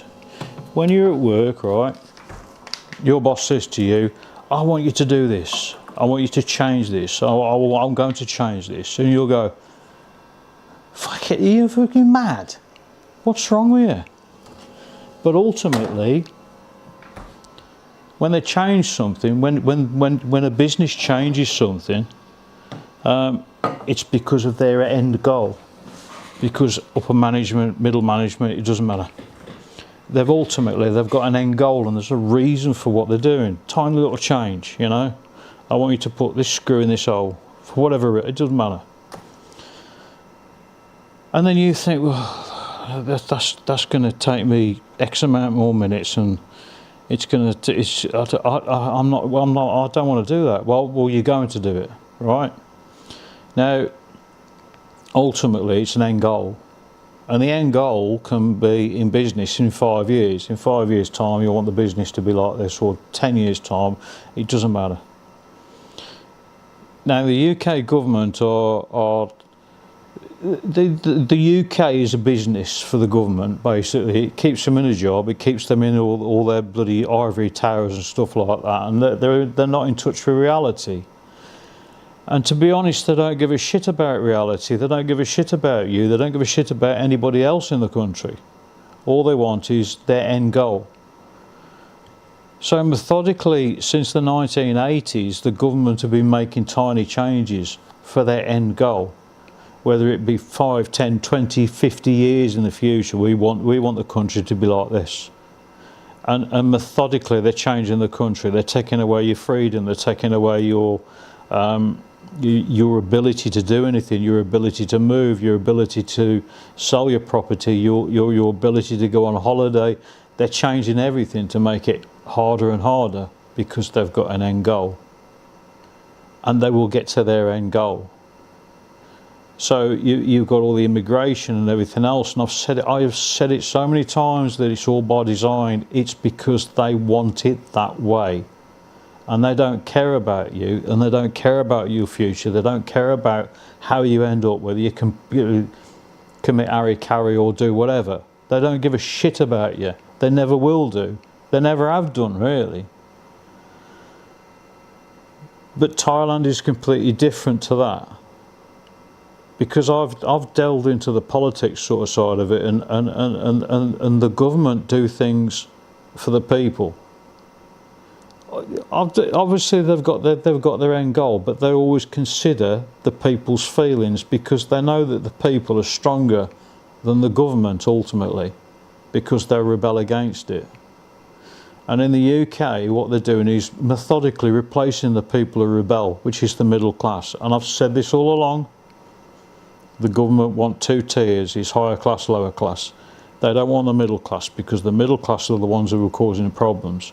And ultimately, at the end of it, there would be no middle class, because everyone's leaving or everyone's dying.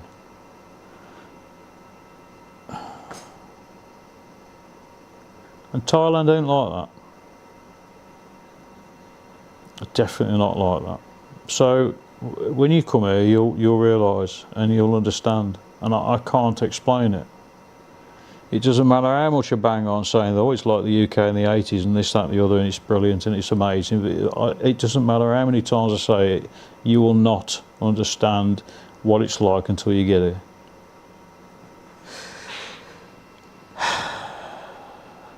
Hang on. I need to read the comments. Am I renting? Yes. I'm not buying over here, mate. I will never buy.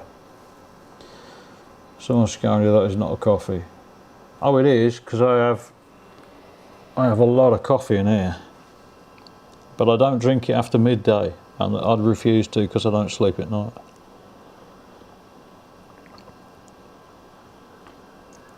Coffee machine.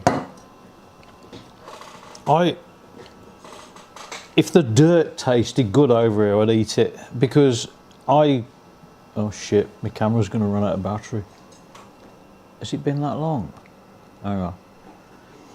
Yeah, if the dirt tasted good over here, I'd eat it. I like coffee to be very earthy, and I can't find a coffee that is earthy apart from in a coffee machine, which is ground dirt basically. I'd eat that. I used to, when I was a kid I did. I used to eat dirt. It was tasty. Okay. I need to plug that into my power bank because otherwise we're not going to have any battery left and the camera's going to go dead. What's the thing? Oh, the wireless remote, the audio, whatever that thing's alright. Am I renting? Yes. That's not coffee, blah blah blah. I really good modified motorbike scene. Yes, they have really good motorbike scene. Yes, they have got a strange motorbike scene. I mean, some of the things that I've seen on the road shouldn't be on the road, but they get away with it. But there is a very strange motorbike scene, as you'll find out soon. But Thailand is all about motorbikes, scooters basically, as we call them over here. Your idea in the UK about scooters is completely different to the scooters over here. You're thinking of something that you push, but these things, that some of them are absolute bloody rocket machines, but they ain't going to beat me, let's put it that way. Anyway,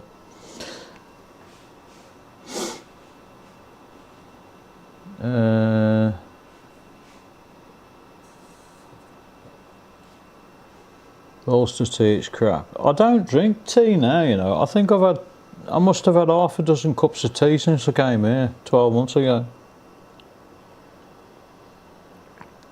Yorkshire tea, it's PG. Only the best.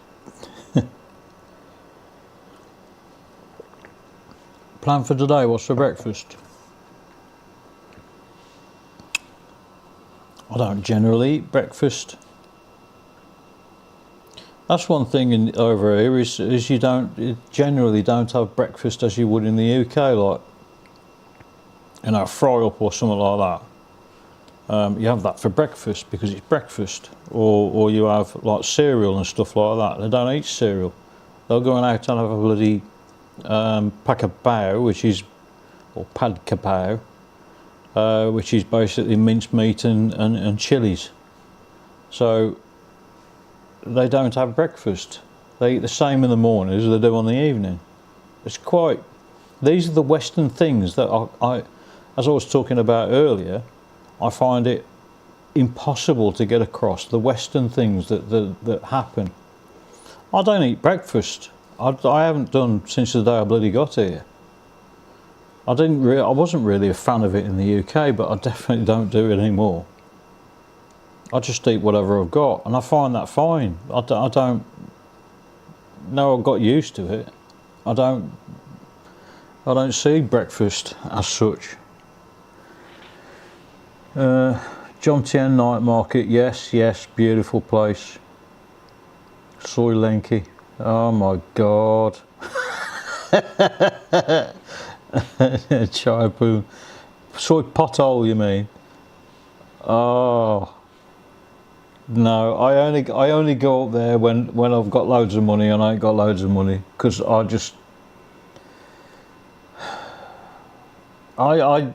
let my brain go, and I spend way too much money, so I don't go there.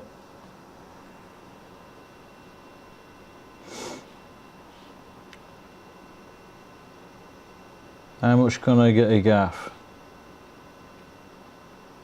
It all depends what you want, mate. I mean, you could rent a bloody house for £5 for a month. Sorry.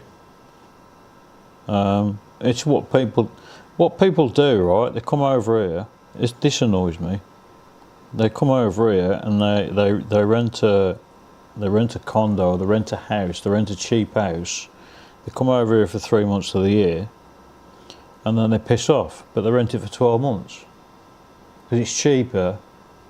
They usually actually pay it up front, because it's cheaper for them to rent a house for 12 months and then pay the money up front than it is to rent like a condo or to rent a hotel sort of thing, or to stop in a hotel for 3 months. And it's the same sort of thing. Here's a tip for you.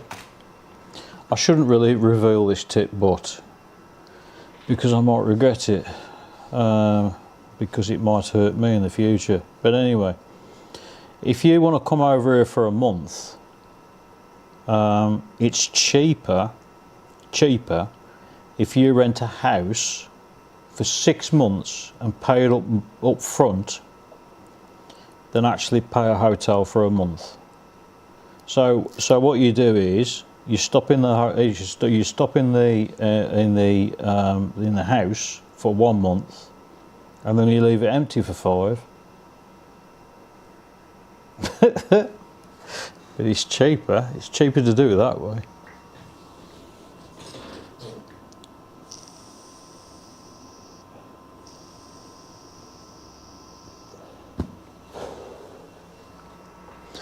Vape break. Yes. How long have we been going now? 2.5 hours. Should we see if we can do a marathon 24 hours? I should do this on like a Saturday, Sunday, shouldn't I?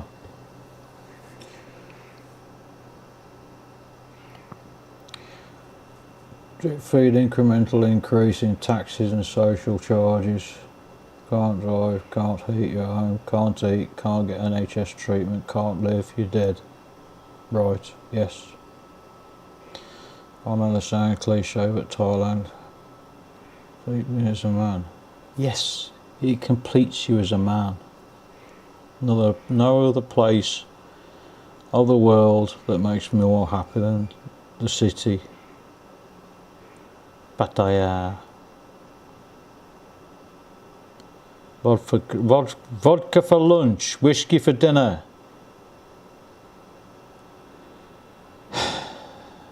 Yes, buy me a few beers. I'll be pissed. I'll tell you what. I have,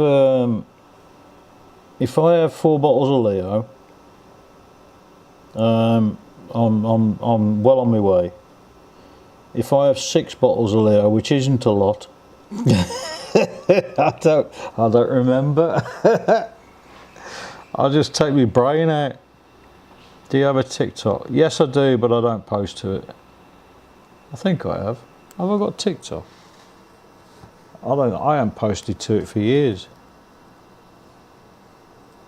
That one. Hang on. It's going to start posting. Hang on. Log in. I don't even know what my bloody TikTok account is now. I haven't used it for years. That one. Oh, maybe I used Google. Yes. Yes. I watched TikTok on my phone, but I don't know if it's got the same. Go away. Where's my activity? Oh yes, look, profile, videos. There you go. I have got one, but I don't use it.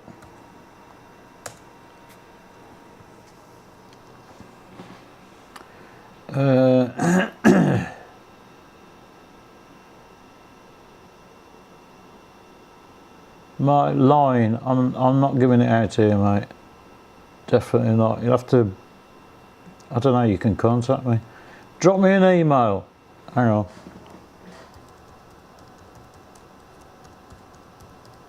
If anyone wants any info on Thailand, or they want to move to Thailand, just drop an email to that address.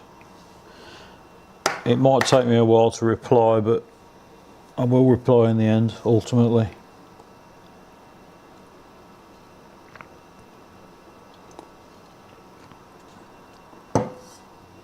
I was stopping when I came over here.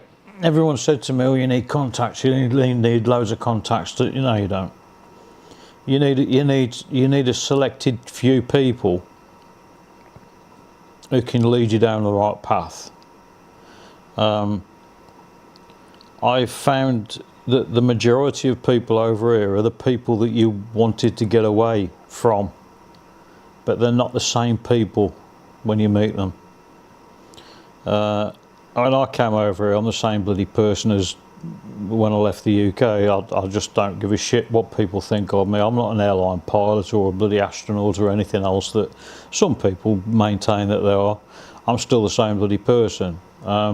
Basically a no-hoper. I don't know, I won't say a no-hoper. I'm a rebellious person, I suppose. I don't conform to conventionality.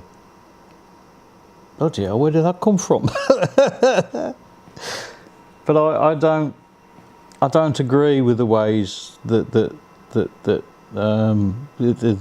government ideals or the government model. I don't agree with it, and that's why I'm not in the UK. That's why I left, because they're complete arseholes. What's your battery level like? What's that?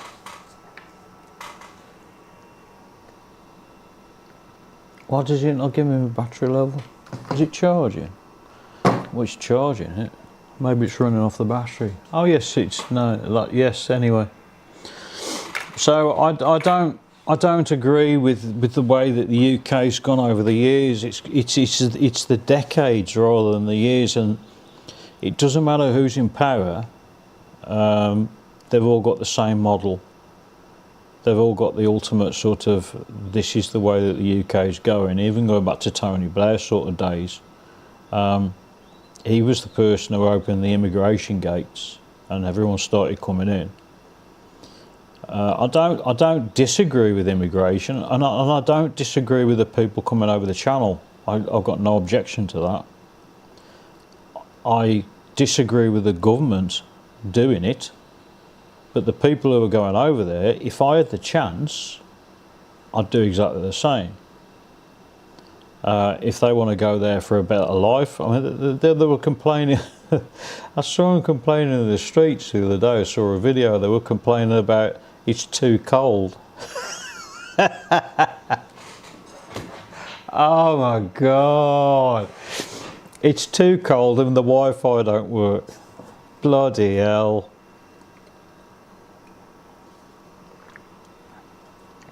But honestly speaking, you see, I'm not a racist person, not in the slightest. I disagree with a certain religion, but you know, I'm not a racist person. And if I was in a different country, we'll say that I live in bloody Syria, Afghanistan, or Somalia, or wherever, and then somebody said to me, look, here's a video of the UK, and you can go over here on a dinghy, and then you can have everything. You can have NHS. You don't need to pay anything into the system. You can have NHS. You can have a free push bike. You can get free driving lessons, free DJ tuition. Oh God. Free dental treatment, free money, free phone, free bus pass, get everything. And these are the things that even the British public don't get. They don't get a bus pass, they don't get a bus pass until they retire, until they're paid into the system for like 40, 50 years. But you can go over there and you can get it for nothing. I don't blame any single one of them for doing it. I really don't. I do blame the government for not resisting for the people. Not over here, it's Buddhism, and you will never change it. You will never, ever change it. And you know, it's illegal, and you will get arrested. You won't. They won't say take it down. They'll arrest you, right? It's illegal to fly anything but the Thai flag over here. and they will arrest you for it. They won't do anything. They'll teach you a lesson, basically. And arresting a person is the only lesson. Pubs and clubs and bars and stuff, that, you know, it's a different law. They have different laws to suit. But if I was to fly a British flag over here, I'll get arrested. Somebody report me and I'll get arrested. I can fly a Thai flag, it's not a problem. Now, that sort of thing in the UK, where they can fly I can't even say the word because this video might get bloody this is not even monetized, is it? Is it? I don't know. But when you can't even fly the British flag in England.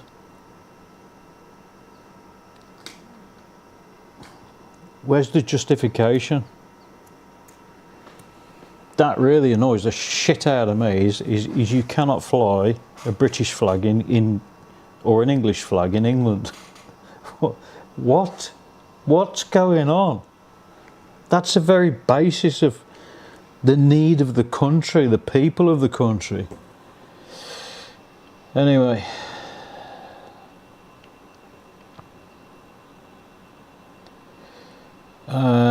He's planning to build another stupid bike.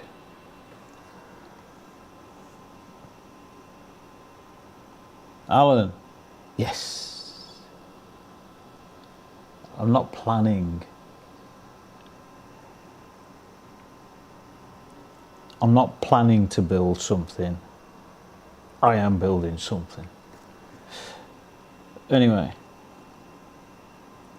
Small engine shed. I followed you on TikTok. I don't know why, mate. I've not posted any videos on there for God knows how long now. Expats.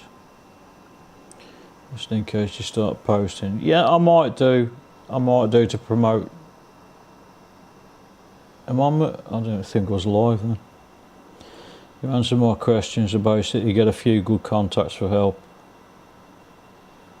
I'd say, you see, the trouble. One of the problems is any country. Hang on.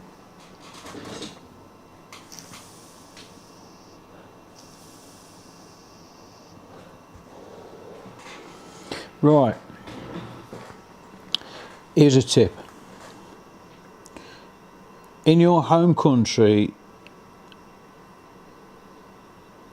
if you don't publicise to the world what sort of a person you are, who you are, you know, your ideals in life or anything, as we've found out in the UK, as the UK has found out by the amount of people coming there, that in your home country you're one person, and then you've got a new life, you can start again, and you can become a completely different person. It's the same thing over here. Is people live a very sheltered sort of life in England, but they could be absolutely anybody, and then they come over here and they're an airline pilot, or they work for NASA, or they've got degrees in God knows what. And over here you can become a different person. You can become the person you've always wanted to be, and it's quite easy to do it. I've met a few people who, on first glance, they're very, very nice people, but you find out that they're not nice people at all. And they'll lead you. I reckon it's quite a high percentage. I can't put a figure on it. I'd say around about maybe 15-20% of the people over here will lead you to benefit themselves. Whether it's through bloody narcissism or whatever, try to control you or do, it doesn't matter. But people over here aren't what you think they are, because they can become anybody. And it's quite easy to become somebody else. You know, I could be an airline pilot, or you could do bloody anything you want. But because I've publicised my life so much in the UK and the person that I am, I could never become anybody else. Although I don't see why you should become this unnatural bloody person. It's like in the UK, I watched videos of, oh God, I say a person, some people. I mean, it's just some people. Some people where you know the true person behind the camera. And it's like the people in the UK are making videos now, and they're all like, hello, look at me, look at me, look at me, look at me. And they're miserable bastards. They are the most unhappy, unsettled, unhinged, bloody minded people behind the camera when they turn the camera off. But on the camera they go, hello, look at me, look at me, look at me. And they're the sort of people that you can meet over here. Where at face value they are one person, and then you find out they're a completely different person. So yes, I've got a few contacts, and there's selected contacts who I can see behind the camera. I can see that bloody person. You can tell. I'm a good judge of character generally, and I can tell whether these people can be trusted. So yes, I have got a few contacts, and they are trusted people. But the rest of them can go and fuck themselves. I don't know. No. I mean, if you go down to where is it now? Banchang. Go down to Banchang, which is about 30 minutes away from here. I will go around there one day. I'll show you a great long video, and I'll do videos on condos and houses and everything else down there. There is a massive expat community, but they're all they're all hanging around the bloody bars all day and all night, and I'd fucking do that. I can't understand why people see the need to go and socialise with people that they've run away from, just because it seems to be the right thing to do. I don't think do things because it seems to be the right thing to do. I'll do things to please me. Bollocks to that. Anyway, I don't even know what the question was.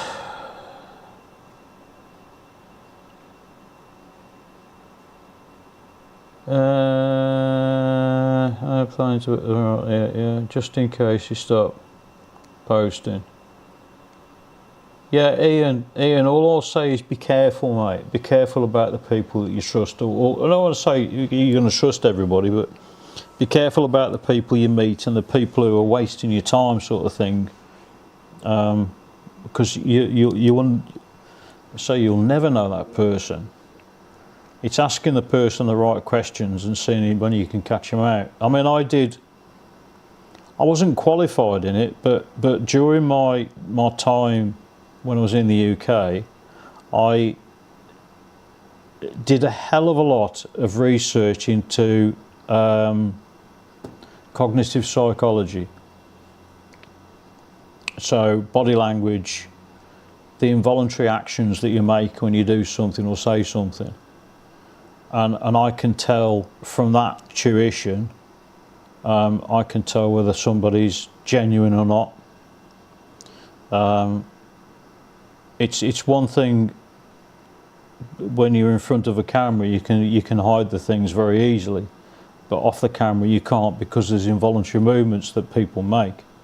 You can't see my hands now, you can't see my arms, you can't really see where I'm looking, what I'm looking at, or anything else like that. But cognitive psychology, if you go into that, if you go into it deep enough, it teaches you how to understand what people are saying without them even saying anything. So yes, that's one thing that I do use whenever I speak to somebody. So all I'll say is be careful of your trust. I'm not saying everyone's the same, you know.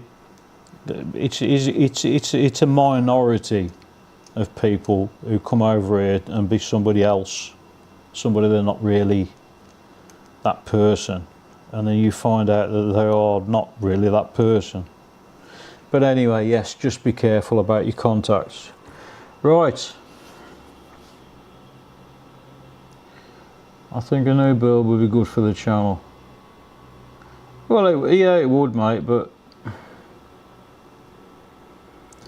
I don't care. I don't care if it is or not. You know, it's something I wanted to do, and it's something I said that I'll come over here and I would do, and it's something that I am going to do by hook or by crook, because it was one of my goals to do, so I will do it. How long now since I left the UK? I left February. 2 years and 2 weeks. Sorry, 1 year, 2 weeks. Is it? I came here Valentine's Day last year, basically, so it's just over a year. If you're a racist, you wouldn't be in Thailand. Yeah, I'm not. I love Thai people. I can't emphasise. I can't tell you.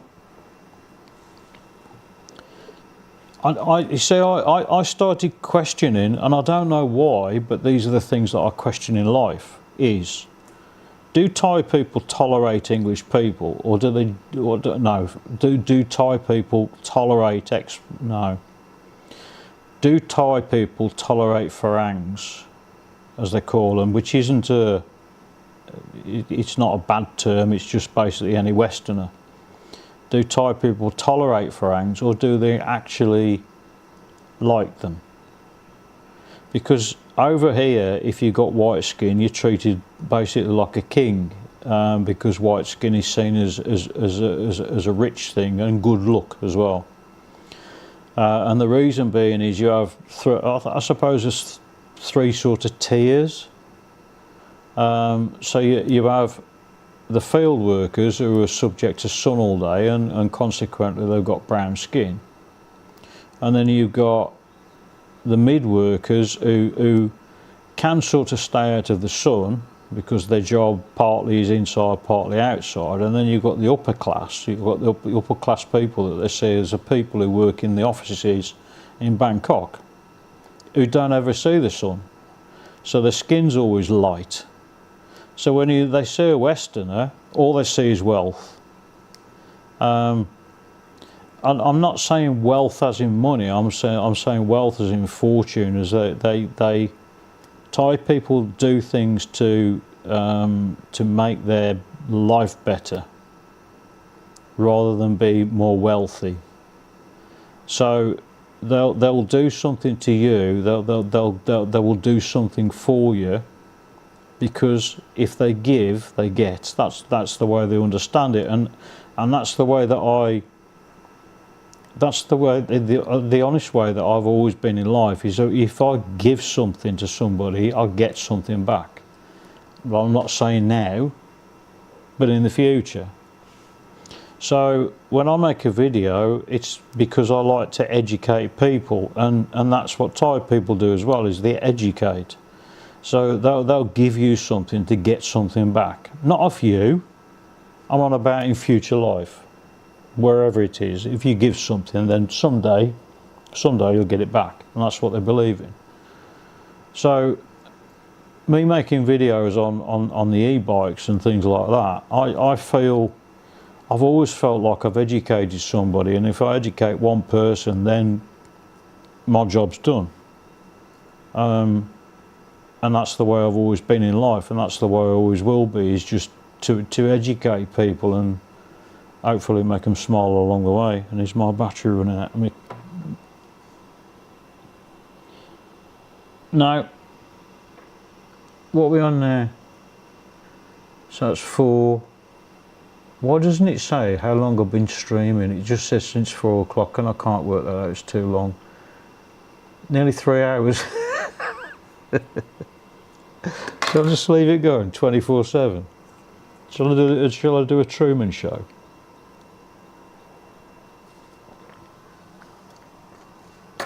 I've gone off again. I don't even know what the question was. What was the question? Oh yeah, about racism, basically. So I love Thai people because I love the culture. I love their outlook on life, and I love the way that they deal with problems. It's like when I was touring, I think it was probably the first the first tank of fuel, I put a tank of fuel in it here, and then I ran out of fuel. So I'd done about 240 kilometres or something like that, and I ran out of fuel because it was dark. There was no garages open. Well, there are a few garages open 24/7, but I missed them and blah blah blah. So I ran out of fuel, and I pulled in a. I'm doing a video about this actually. I've edited one. I put it on Patreon about what it's really like to live here. And I ran out of fuel, and the first place that I actually came across, my bike was spluttering, and I managed to get to this place, and it was just a. They were selling everything there, you know, like drinks and snacks and God knows what, and knickknacks, and it was just a. Late at night, this place was open, and I pulled up outside, and I saw this bloke, and he got a bottle of rum in his hand, and he was swigging this bottle of rum, and I just said, "Help! I run out of fuel." You know, and I still I text him every now and again, and I don't even know what his name is, to be honest. But anyway, I text him every now and again. He said to me, "What's the problem?" Basically, and I said petrol or gasoline, and he got on his scooter and he went over the main. It was a dual carriageway.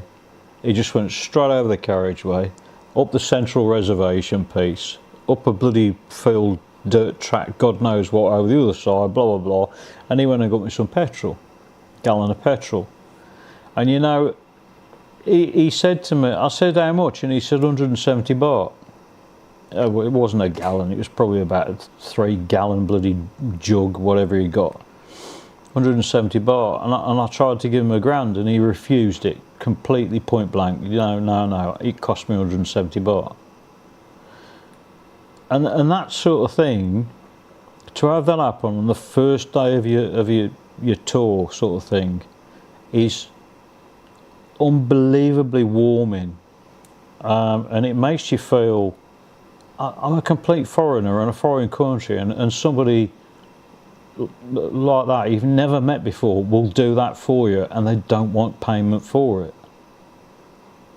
And that's what Thai people do, and that's the way they live their life. That's the way they go through life, is helping other people, because they think, or they understand that they will be rewarded in later life. And he will be rewarded, because I'm going to go and see him again, and we're going to do a video together. He doesn't know it yet, but when I lived in Manchester, my best mate was Latvian. He said to me, "Your country is fucked. You have so many foreigners here." So yeah, that was in 2007.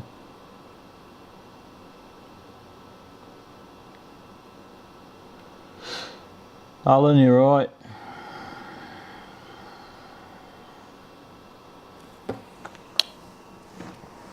I won't say there's too many foreigners. It's not. That isn't the problem. The problem is the integration with the foreigners. They are, by design, importing too many people with different beliefs. This is the problem.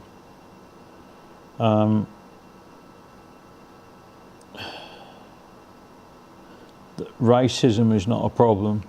I don't think it's a problem in the UK anymore, because you know, I went to school, and my best friend at school when I was, bloody hell, 6 or 7 years old, was an Indian kid, come over from India to the UK, his mum and dad, and he couldn't really speak English. And it was about 3 years, I think it was. No, I must have been just started like school, infant school as it was. And I went through all infants with him as my friend. I remember him. Is it daylight? Bloody hell! Hang on. Wow! Oh yeah, the other thing as well, because we're on the equator, the sun comes up very quickly. It can go from dark to light in about, what, half an hour? And the same with the other side of it.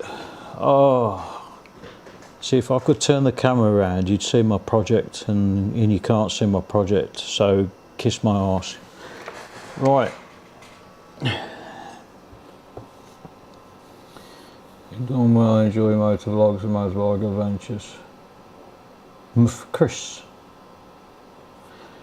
Yeah, I've noticed, and I don't want to go down that path, but I've noticed that the videos where I slag the UK off are the most popular ones by far. And I've also noticed that when I'm going along on the bike to wherever I was going to go in the first place, the scenery and everything else, blah blah blah, people don't give a shit about that. Because you can see where people were watching, skipping to and everything else, and they all skip to my face and me slagging the UK off when I start it, and I don't want to go down that route. I used to watch a few channels who have started slagging the UK off, and they're just, that's all they do all day every day, and because it's a money earner for them. So, but I don't want to go down that route. I feel guilty for slagging the UK off, but it's warranted, to be honest.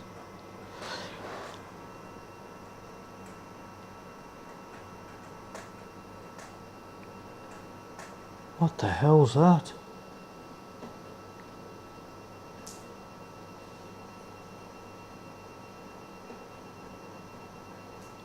Oh my God, it's my aircon. Oh no, it's leaking. Oh great. The drain pipe's bloody blocked. So yes, I don't agree with people doing that, where they have one channel and they completely changed it to. Can you hear that? They completely changed it to something else. I slag the UK off, but I always slag the UK off, so I'll never change that. But I don't want to change it into a channel that completely just slags the UK off. I do it on my way to somewhere. But yes, sorry, I'm digressing again. Yes, I've noticed the majority of my views are the ones where I am slagging the UK off.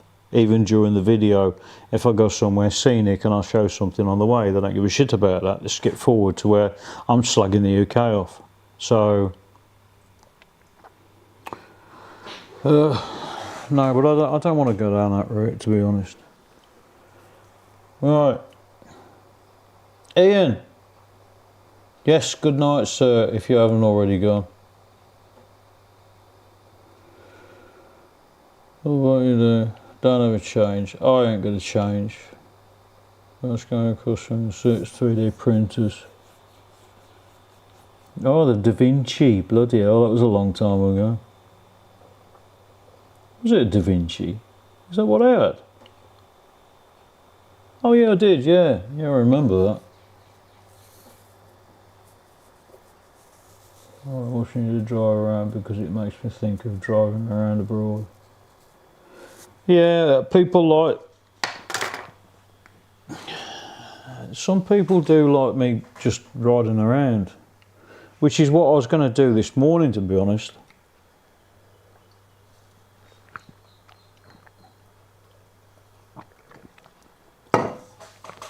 When I woke up, I thought, right, that's it. It's 2 AM, what am I going to do? And then I thought, I'll edit a video. But I'm not in the mood for editing videos, so I went live on Patreon and then I scheduled the 4 AM one here. And at 4 AM I thought, shit, I'm supposed to be going live on my other channel. And then it wouldn't allow me, for whatever bloody reason. But yes, I was going to go. Hang on. I've turned it off.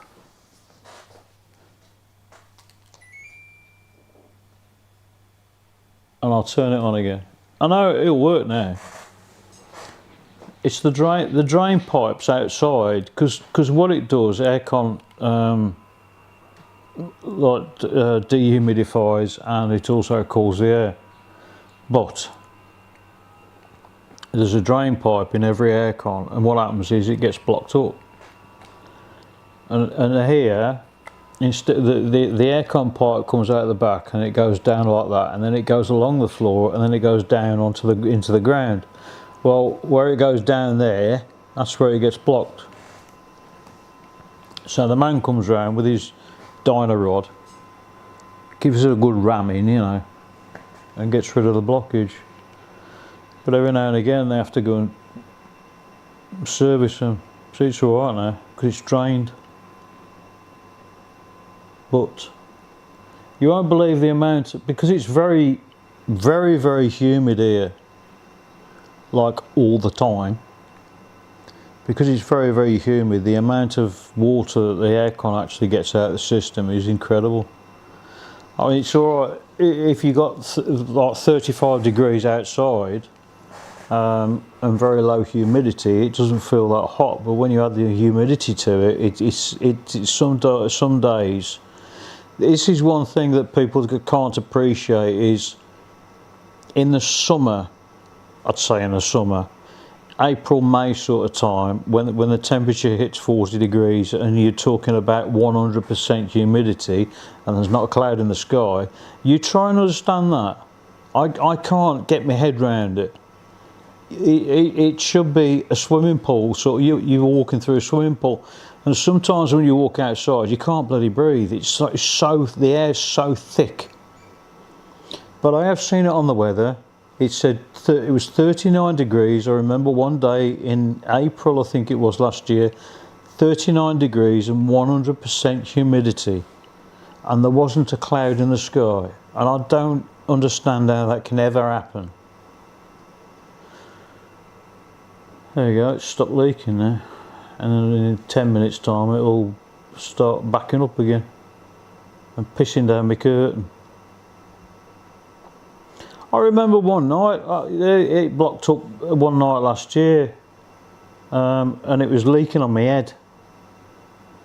And I thought, what the friggin' hell's that?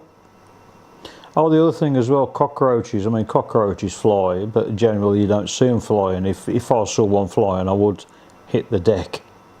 But cockroaches, they're not in here anymore, because all the leaks have been basically sealed. But if you live on the ground floor and you get a cockroach in there, oh. Can you imagine, right? Where was it now? Pai. I was in Pai, PAI, up north, and I stopped in a really, really nice place, and I was there for 2 nights. And on the second night it was, I'm lying, well, I was asleep, and I felt something on me. There was something on my face. You know, you do that, right? In my sleep, and I went like that. I thought, what the hell's that? So I looked at it, and it was a I think 3 inches long, 3-inch long cockroach in my hand. So I immediately, completely, totally, and utterly lost the plot. That's really. Oh my God. I didn't stop there another night, I'll tell you that. Anyway.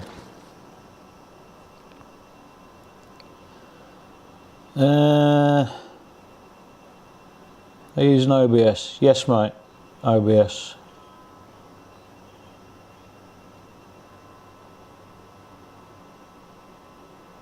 Because of maintenance? No.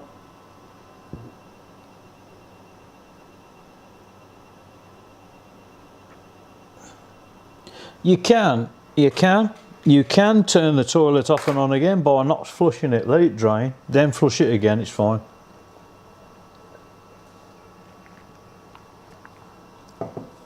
Generally, you don't have, around here anyway, you don't have any sewage works, you know, Basically this shitter goes into septic tanks, and then every couple of years it is, or every year, might be every year, they come around and they drain it, but you have to put like a bacterial thing down the drain. But the septic tank is, it works quite well actually, because it all the bacteria eats all the shit, and then the bacteria dies and the bacteria washes away, so all the solids are turned to fluids basically. So there's no real need to actually drain the tanks, unless it's like a I don't know, bloody hell, a soil deposit that will sink to the bottom of the tank that needs cleaning out. But yeah, the system over here works really well. Is that leaking again? No. Turn it off and on again.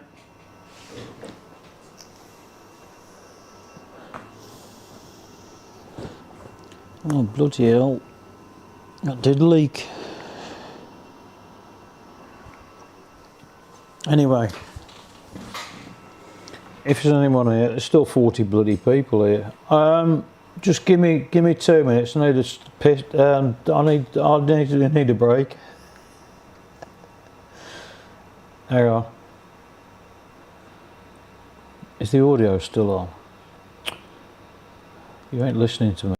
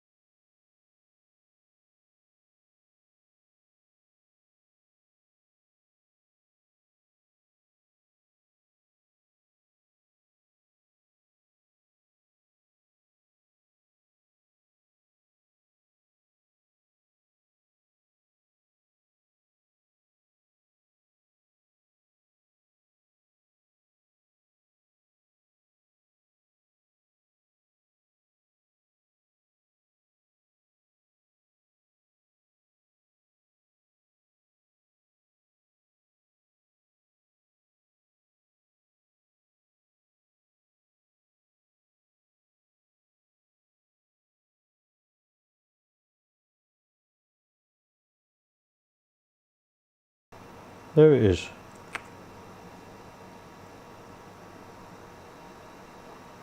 There it is. Yes. Different scene.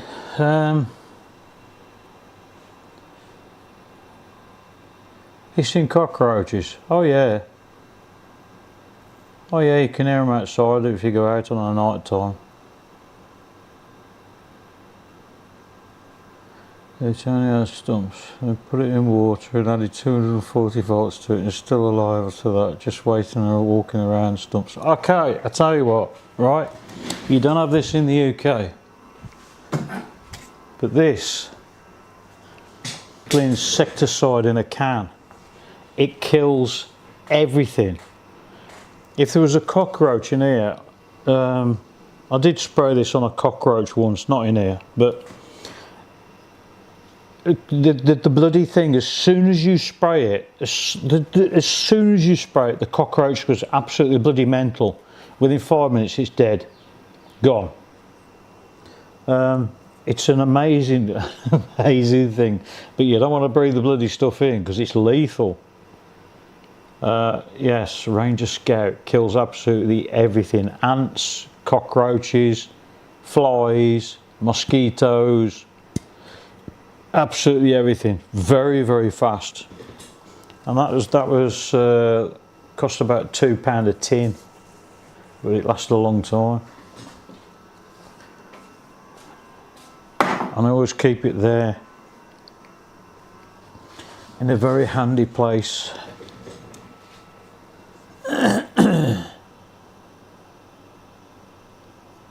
But yeah, cockroaches can, they're one of the only things that can survive a nuclear holocaust sort of thing. They're horrible, horrible thing. I've never known. I don't know anything else that's worse than a cockroach. I mean, they are the bottom of the bottom shit eaters, aren't they?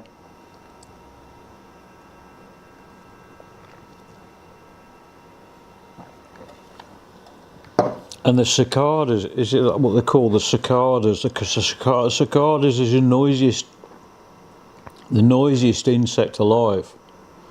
And the noise they can make over here is just bloody deafening some days. On a night time when you go outside, and the frogs as well. I mean, the frogs make a right bloody racket. But the worst thing on a night time is the tokay geckos. Generally, they don't make that mating sound, the fuck you sound. They actually do say fuck you, fuck you, fuck you. That's the noise that they make. But generally, they don't make that sound. It's like dusk and dawn sort of a time that they make that. But during the night, they make this bone-chilling bloody sound. And you're trying to sleep, and the bloody things start making a noise. And it's, oh dear. Yes. But yeah, we get hissing cockroaches.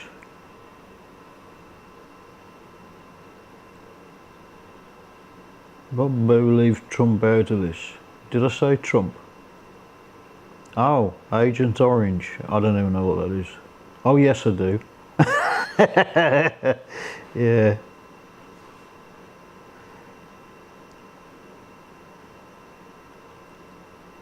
Anyways, anybody got any questions about? Oh, there's probably, well, the only people watching now is the US, isn't it? I don't think there's anyone in the UK watching now because it's like midnight. Maybe I should go on a bit earlier.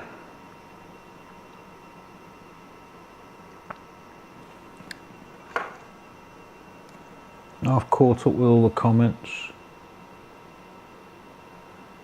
You're in the UK? UK. Oh, another UK. And another...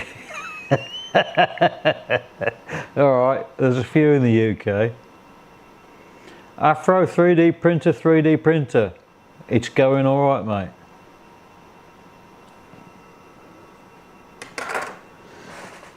Yeah, it's dawn here. I can see the sun. There it is. The sun's come up. And it's a beautiful morning again, as it always is over here. I don't know if I can show you outside actually. Can I? I've got mosquito bites on my bloody head and you shouldn't itch them. I have to use loads of mosquito repellent every single day. Can I show you? I don't know if the cable's ain't going to reach, is it? Just have a scene outside. This is what England's like. This is what Thailand's like in the morning. Every morning.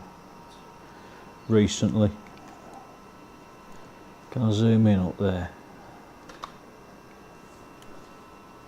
Is that the sun? Look at that.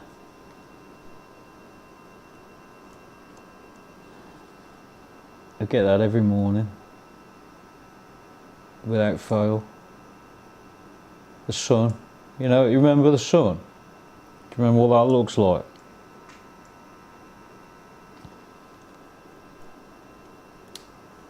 Where is it? I've lost the bloody sun now. There it is. Look! Do you remember that? Gee, I remember back in the day, when I were a lad, when the sun used to come up in the morning. Oh dear.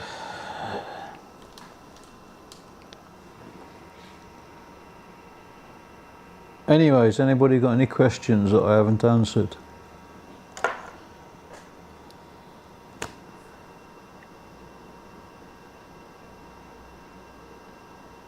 You get in with your day. Don't let us keep you. You're not keeping me. If I want to leave, I'll leave. Right. No one's keeping me here.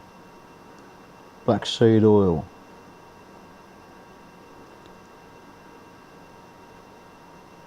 I use, I mean the 7-Eleven stuff has got some soothing properties to it as well, but that's generally the stuff that I've found is the best.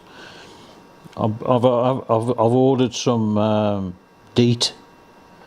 DEET is the mosquito repellent, and I've ordered some other stuff off Lazada that I've used a few times. But the only trouble is it's expensive in comparison. But DEET is the one. The higher the DEET compound, the ingredients, the better. But the only trouble is if you have too much, it can burn your skin. So, yeah, it's a balance between the two. But it does burn. I've put some stuff on that bloody burns. But no mosquitoes will come near you. And the stuff that you get in the UK is shit. I've noticed over here with the mosquitoes that it smells, the mosquito repellent in the UK smells bloody disgusting. But over here, you get a nice floral fragrance. And it leaves like a... I've had some that it feels like you're wearing a shower cap sort of thing, you know, like swimming caps. Or you remember them rubber shoes you used to get if you get a verruca in school that you wear in the baths? It feels like that, like you've got an extra skin layer because the DEET level is too high, and oh god, some of them are really bad. So it's a balance between the two. But I still get bitten, but not much in comparison. But I have to remember to put the stuff on and keep applying it, because obviously it's hot over here and you sweat. You naturally sweat, although I don't sweat much now. I used to, but I don't anymore. I do need to go and do something actually. I've got a busy day today. I've got to go places and see people. And what time are we on? I'll give it 10 minutes and I've got to go.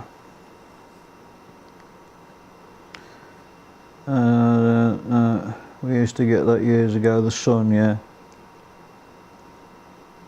Maybe book a flight. No, just book a flight, mate.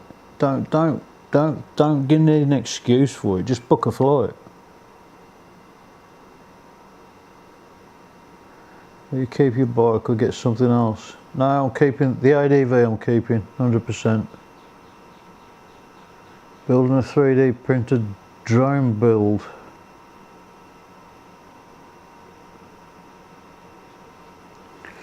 Yeah, I mean, 3D printers, if you want to buy any Chinese tech, if something, how do I put this into perspective, right?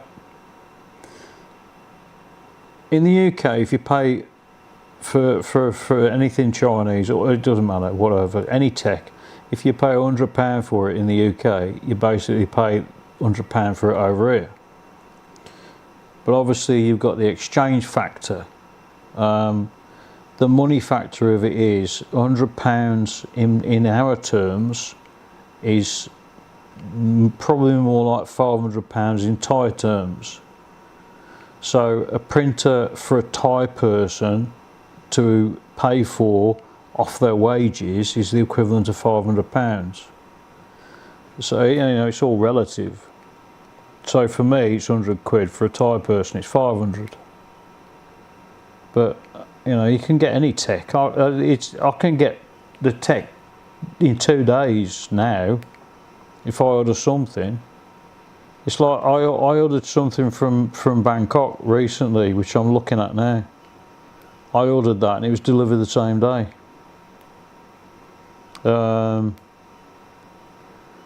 Anything, if I order something from Bangkok and they send it by courier, it's something, well, I don't know, say 2 days usually, within 2 days, and the same thing with China. But like I said earlier, the Chinese tech can get held up in customs and then it can take, what, 3 or 4 days. But I did have, what was it, I ordered something from China. I ordered something from China and it took nearly a week to get here. I was well pissed off. But I've not had anything take more than a week delivery from anywhere.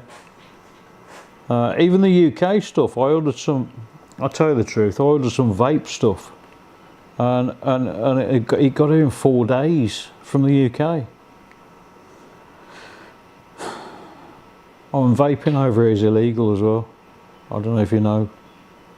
But yeah, generally in over here, and I don't know why they don't do this in the UK, but anything they've not done any research on is illegal.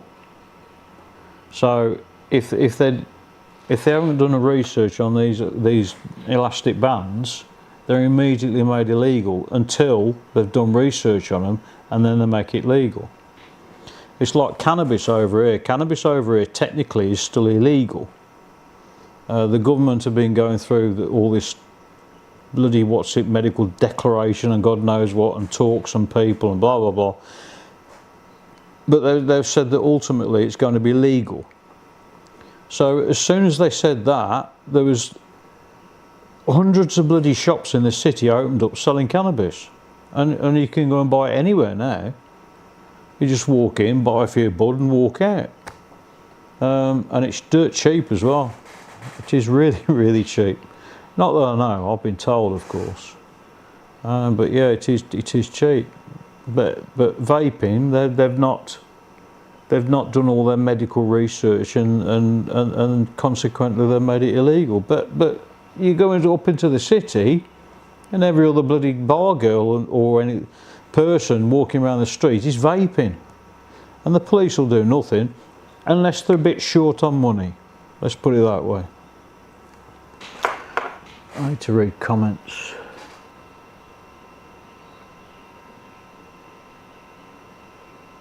Keep your bike. I'm doing a third video.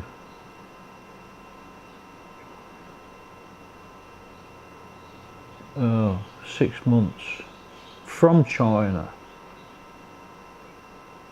Yeah, I've spoken to a lot of people who were planning to retire over here. They were planning to come over here for however many months or you know, retire. And when COVID hit, it completely destroyed their bloody life because they couldn't get over here. You know, that we had 12 months of it basically. You couldn't really travel. They just said no travelling. But over here, the COVID rules. I mean, I think they had a week. They had a week where the city was completely desolate, which was quite weird, to be honest. It's like a Buddha day here, where it's like a public holiday, where they shut the city down, and everybody, all the Thai people, go on holiday somewhere. It's so weird. I went round there on I think it was, I went down Soi 6 on a public holiday sort of thing, on the King's holiday or Buddha Day or something like that, where all the Thai people had just disappeared. It's so weird. It's so weird. It was like COVID times when I saw videos of the streets being completely desolate. And that's what it's like. Oh God, we've got Songkran coming up soon. That's in April. I don't mind it, and when I went last year, hang on, I went there last year, and it was really enjoyable until probably about a week and a half afterwards, and I had the worst cold ever. And when I came here, I think I had 5 colds in 5 months. And then about 3 or 4 months ago I got dengue fever, which isn't very nice at all. I refused to go and get any medical treatment, although I thought I was going to die. But I've never been so ill, to be honest, but I've never felt so good. I get occasions where I feel down, but... And also about...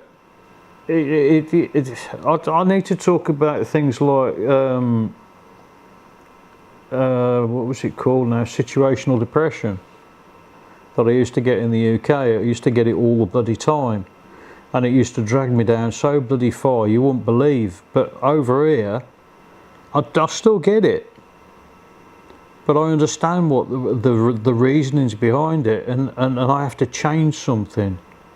Situational depression is something that I reckon the majority of people who are pissed off with the UK want to get out. They're all suffering with situational depression. They're stuck in a situation that they can't get out of, or they want to escape from, and it makes them depressed.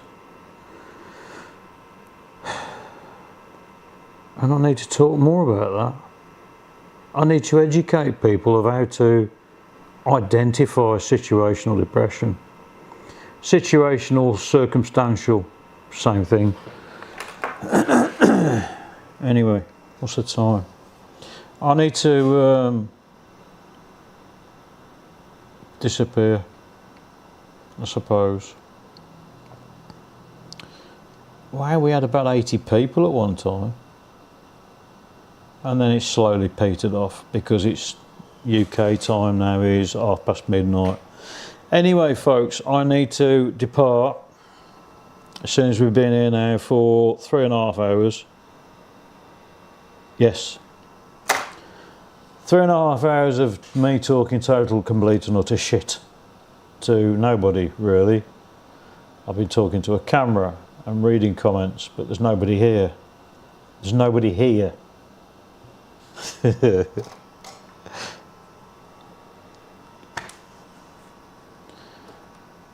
Yes, the sun's shining, look.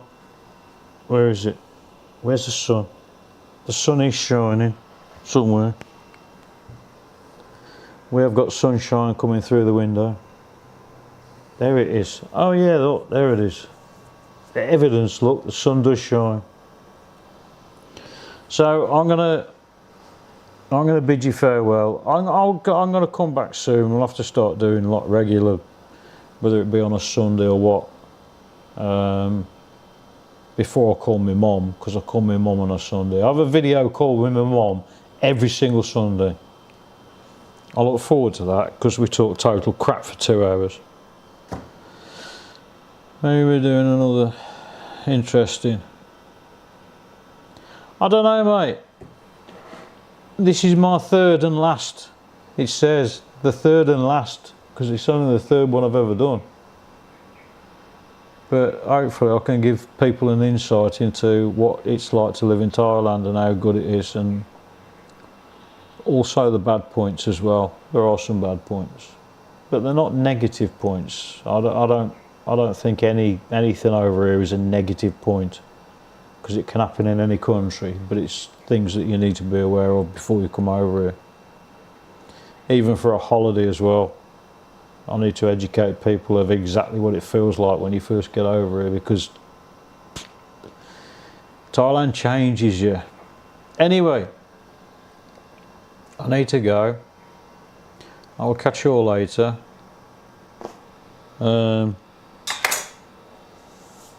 Enjoy life, keep smiling, and bollocks to what anybody else thinks.